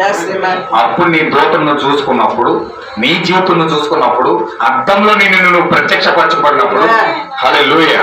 ఒక చివరి వాక్యం చదివి నేను ముగిస్తాను, ఇంకా సబ్జెక్టుకి వెళ్ళలేదు, వచ్చే వాళ్ళని చూస్తాను. దేవుడు మహిమగలుగా. 1 యోహాను పత్రిక 3వ అధ్యాయం 1 చదవండి. మనము దేవుని పిల్లలమని పిలవబడినట్లు తండ్రి మనకి ఎట్టి ప్రేమ అనుగ్రహించెను చూడుడి. మనము దేవుని పిల్లలమే ఈ హేతువు చేత లోకము మనలను ఎక్కడ ఎరుగుతుంది? దాని వల్ల కాదు. ఏలైనగా అది ఆయన ఎరగలేదు. ఆయన ఎరిగినప్పుడు ఆయన పిల్లల్ని ఎలా ఎరుగుతుంది? ఈ మాత్రం తెలుసుకోలేదు. ప్రియులారా, ఇప్పుడు మనము దేవుని పిల్లలమై ఉన్నాం. మనకు ఏమవుతుంది? మనం ఇంకా ప్రత్యక్షపరచబడలేదు కానీ ఆయన ప్రత్యక్షమైనప్పుడు ఆయన ఉన్నట్లుగానే ఆయనను చూతుము కనుక ఆయనను పోలి ఉందమని ఎరుగుదుము. దేవుడు నాకు మహిమగలను గాక. ఆయన ప్రత్యక్షమైనప్పుడు ఆయన ఎలా ఉన్నాడు? మనము కూడా అలాగే ఉన్నామని తెలుస్తుంది. ఆయన ఏ విధంగా ఉన్నాడో మనము కూడా అక్కడ ఉన్నామని, మనము కూడా ఆయనలో ఉన్నామని అప్పుడు నువ్వు చెప్తావు, యేసుక్రీస్తు కలువరిలో ఉన్నట్లుగానే నేను కూడా అక్కడ ఉన్నానని. యేసుక్రీస్తు సముద్రం మీద నడిచినప్పుడు నేను కూడా నడిచానని. హల్లెలూయా. పిచ్చెక్కిన మాటలో ఉంటాయి ఇవన్నీ కూడా. హల్లెలూయా. కానీ అది ఎలా ఉంటుందంటే కేవలం ఆ యొక్క ఎలోహిం యొక్క ప్రత్యక్షత పొందుకున్న వాడికి అది అర్థమవుతుంది. దేవుడు నాకు మహిమ కలుగును గాక. అందుచేత ఖచ్చితంగా ఈ ప్రత్యక్షత ఎప్పుడైతే వచ్చిందో, ప్రవక్తలందరూ దేనికోసమైతే ఎదురు చూశారు, అపోస్తులందరూ దేనికోసమైతే ఎదురు చూశారు, ఆ యొక్క అపోస్తులు ప్రవక్తలు వేసిన పునాది పైన ఎవరైతే కట్టబడతా ఉన్నారో ఆ కట్టబడిన జనాంగం ఒక సమూహాన్ని చూడబోతా ఉంది. దేవుడు నాకు మహిమ కలుగును గాక. ఖచ్చితంగా జనాంగము ఆ సమూహం కలిసినప్పుడు, ఆ యొక్క ఎలోహిం యొక్క ప్రత్యక్షత పొందుకున్నప్పుడు ఆ సమూహంలో నిన్ను నువ్వు గుర్తింపజేసుకున్నావు. హల్లెలూయా. ఖచ్చితంగా మనం ఆ గడియలో ఉన్నాం. పైకి చూసే కన్నులు మనకు ఉన్నాం, పైకి చూసే గడియలో ఉన్నాం, ఎలోహిం యొక్క ప్రత్యక్షత పొందుకునే గడియలో మనం ఉన్నాం. ఖచ్చితంగా మన దూత మనం ఆకర్షించే గడియలో మనం ఉన్నాం. ఖచ్చితంగా అందుకే మన విడుదల సమీపమైంది. ఖచ్చితంగా మనం ఎప్పుడైతే ఆ యొక్క కార్యాలన్నింటిని పక్కన పెట్టి ఎప్పుడైతే మనం ప్రార్థనాపూర్వకంగా వెళ్ళామో, ఎప్పుడైతే ఎలోహిం యొక్క ప్రత్యక్షత మనం పొందుకున్నామో, ఆ జీవితం మనం ఎప్పుడైతే అడుగు పెడతా ఉన్నామో, ఆ దూత మనం ఎప్పుడైతే ఆకర్షించిందో, ఆ దూతను ఎప్పుడైతే మనం పొందుకుంటా ఉన్నామో అప్పుడు మనం ఆయన ఉన్నట్లుగానే మనం ఉంటాం. దేవుడు మనం మహిమ కలుగును గాక. అటువంటి స్థితిలో దేవుడు మనం నడిపించాలని ప్రార్థించేద్దాం. దేవుడు వాక్యం దీవించిన గాక. మనం లేచి నిలబడాలి. హల్లెలూయా. హల్లెలూయా. ప్రార్థించండి సహోదరులారా. దేవుడు ఇప్పుడు వరకు మీతో మాట్లాడి ఉన్నాడు. దేవుడు ఇప్పుడు వరకు మీతో మాట్లాడి ఉన్నాడు. మన హృదయాన్ని కదిలించాడు ఆయన. మన హృదయాన్ని కదిలించాడు ఆయన. మనం ఏమైపోతా ఉన్నామో దేవుడు మనకు చూపిస్తా ఉన్నాడు ఆయన. మనం ఏమై ఉన్నామో దేవుడు మనకు చూపిస్తా ఉన్నాడు ఆయన. ఖచ్చితంగా ఈ యొక్క సమూహమును, ఎలోహిం యొక్క ప్రత్యక్షతను ఎప్పుడైతే మన జీవితంలో పొందుకుంటా ఉన్నామో, ఆ యొక్క ఆది నుంచి ఎదురు చూసిన ప్రత్యక్షత, ఆ ఆది నుంచి ఎదురు చూసిన ఎలోహిం యొక్క ప్రత్యక్షత, ఆ జీవితం మనకు ఎప్పుడైతే ప్రత్యక్షం అవుతా ఉందో, ఆ దూతను మనం ఎప్పుడైతే కలుసుకుని ఉన్నామో ఖచ్చితంగా మనం ఏమై ఉన్నామంటే ఆయన వల్ల మనం ఉంటా ఉన్నాము. ఖచ్చితంగా దేవుడు అటువంటి స్థితిలో మనం నడిపిస్తా ఉన్నాడు. సహోదరుడు, ఎంత గొప్ప భాగ్యాన్ని మనకి ఇస్తా ఉన్నాడు ఆయన. ఎంత గొప్ప కృపనిస్తా ఉన్నాడు ఆయన. నిజంగా మనం ఎంత ధన్యులమై ఉన్నాం. ఎందుకు పనికిరాని మన జీవితాలు, మట్టిలో కలిసిపోయే ఈ యొక్క శరీరాలు ఎందుకు పనికిరాని గడ్డిపోచ కూడా తగని మన జీవితాలు దేవుడు ఎంత గొప్ప భాగ్యాన్ని, దేవుని యొక్క గొప్ప లక్షణాన్ని మనలో పెట్టి పంపించాడంటే నిజంగా మనం ఎంత అదృష్టమైనా. ఆ గుణ లక్షణాలు బయటికి తీస్తావా? ఆ గుణ లక్షణాలు బయటికి తీస్తావా? నువ్వు బయటికి తీసుకొచ్చి ప్రపంచానికి చూపించు. దెయ్యాల చూడాలి, లోకమ చూడాలి, సాతాన చూడాలి. దేవుడు అదే కోరుకుంటూ ఉన్నాడు. నీ సన్ని యొక్క గుణ లక్షణాలు బయటికి చూపించాలి. ఆయన ప్రయత్నిస్తూ ఉన్నాడు. ముసుగులో దొంగల తక్కువ కాదు నేను వచ్చిన నేను క్రైస్తవులు ఎన్నుకుంటా. ఖచ్చితంగా లోకములు నిన్ను చూపించాలి, ప్రపంచాన్ని నిన్ను చూపించాలి, ప్రతి దానికి నిన్ను చూపించాలి. దెయ్యాలు నిన్ను చూడాలి, సాతాను నిన్ను చూడాలి. నీ గుణలక్షణం బయటపడతా ఉన్నావు. ప్రతిదీ నిన్ను చూడాలి. అలా చూడాలంటే ఖచ్చితంగా నువ్వు ఎలోహిం యొక్క ప్రత్యక్షత పొందుకుని ఉండాలి. ఆయన మారి ఉండాలి. ఆయన జీవితంలో మారి ఉండాలి. ఖచ్చితంగా నువ్వు ఎప్పుడైతే అలాంటి స్థితిలోకి మారుతావో, ఒక సందర్భం నాకు గుర్తొస్తా ఉంది. ఆ యాకోబు అన్ని జయించేశాడు, అన్ని అయిపోయినాయి. అన్నయ్యని ఎదుర్కొంటకి వెళ్తా ఉన్నాడు. ఎదుర్కొన్న మరుక్షణం అన్నయ్య చంపేస్తాడు. ఆ ఎబ్బేకి రేవు దగ్గర యాకోబు ఏం చేశాడు తెలుసా? పోరాటం మొదలుపెట్టి పోరాడుతా ఉన్నాడు. దేవునితో కలిసి యుద్ధం చేస్తా ఉన్నాడు. పోరాడి ఆయన ఏం చేశాడు తెలుసా? యేసుక్రీస్తులా మారిపోయాడు. ఇప్పుడు యాకోబు దగ్గర నడిచి వచ్చేది యాకోబు కాదు, యేసుక్రీస్తు నడిచి వస్తున్నాడు. యాకోబు కనబడట్లేదు. అప్పుడు యాకోబు ఏం చేశాడు తెలుసా? హత్తుకొని ముద్దు పెట్టుకొని మన ఇంటిలోకి తీసుకెళ్లి భోజనం పెట్టాడు. ఈ రోజు శత్రువు నిన్ను తరుగుతుంది, దెయ్యాలు నిన్ను తరుగుతున్నాయి, లోకం నిన్ను తరుగుతుంది, లోక రోగం నిన్ను తరుగుతుంది, పాపం నిన్ను తరుగుతుంది. అన్ని నిన్ను తరుముకుండా వస్తా ఉన్నాయి, నీ యొక్కకు వస్తా ఉన్నాయి. నీకు నీవుగానే ఉంటే అవన్నీ కూడా నిన్ను చంపేస్తాయి. నువ్వు ప్రతి మార్పు చెంది ఈ యొక్క ప్రత్యక్షత పొందుకొని యేసుక్రీస్తు వలె నువ్వు మారకపోతే నీ జీవితం కథమైపోతుంది. ఎలాంటి పరిస్థితుల్లో మనం ఉన్నాం సహోదరులారా? ఎలాంటి పరిస్థితుల్లో మనం ఉన్నాం సహోదరులారా? సరే మీరు ఆలోచించండి. ఖచ్చితంగా మీ హృదయాలను ఒక దానిపైన కేంద్రీకరించండి. ఖచ్చితంగా మన జీవితాలను పొందుకోవాల్సిన కార్యం పైన మనం దృష్టి పెట్టినప్పుడు ఖచ్చితంగా దేవుడు మన జీవితంలో గొప్ప కార్యం చేయబోతా ఉన్నాడు. ఆయన శత్రువు మనం దొరకకూడదు సుమా, బుద్ధి లేని కన్యకలకు మనం మారిపోకూడదు సుమా, పాపమునకు లోకమును మనం దొరకకూడదు సుమా, ఆ యాసలకు మనం అసలు దొరకకూడదు సుమా. ఖచ్చితంగా మనం సిద్ధపడి మన జీవితాన్ని సిద్ధపరచుకుని మనం ఎప్పుడైతే అటువంటి స్థానంలో మనం వెళ్తా ఉన్నామో, లోకం యొక్క ప్రత్యక్షత మనం పొందుకున్నాము, ఆయన వల్ల మనం మారిపోతా ఉన్నాము, ఆయన వల్ల మనం మారిపోతా ఉన్నాము, ఆయన ఉన్నట్లుగానే మనం ఉంటా ఉన్నాము. ఖచ్చితంగా అటువంటి స్థితిలో మనం వెళ్ళాలని ప్రార్థన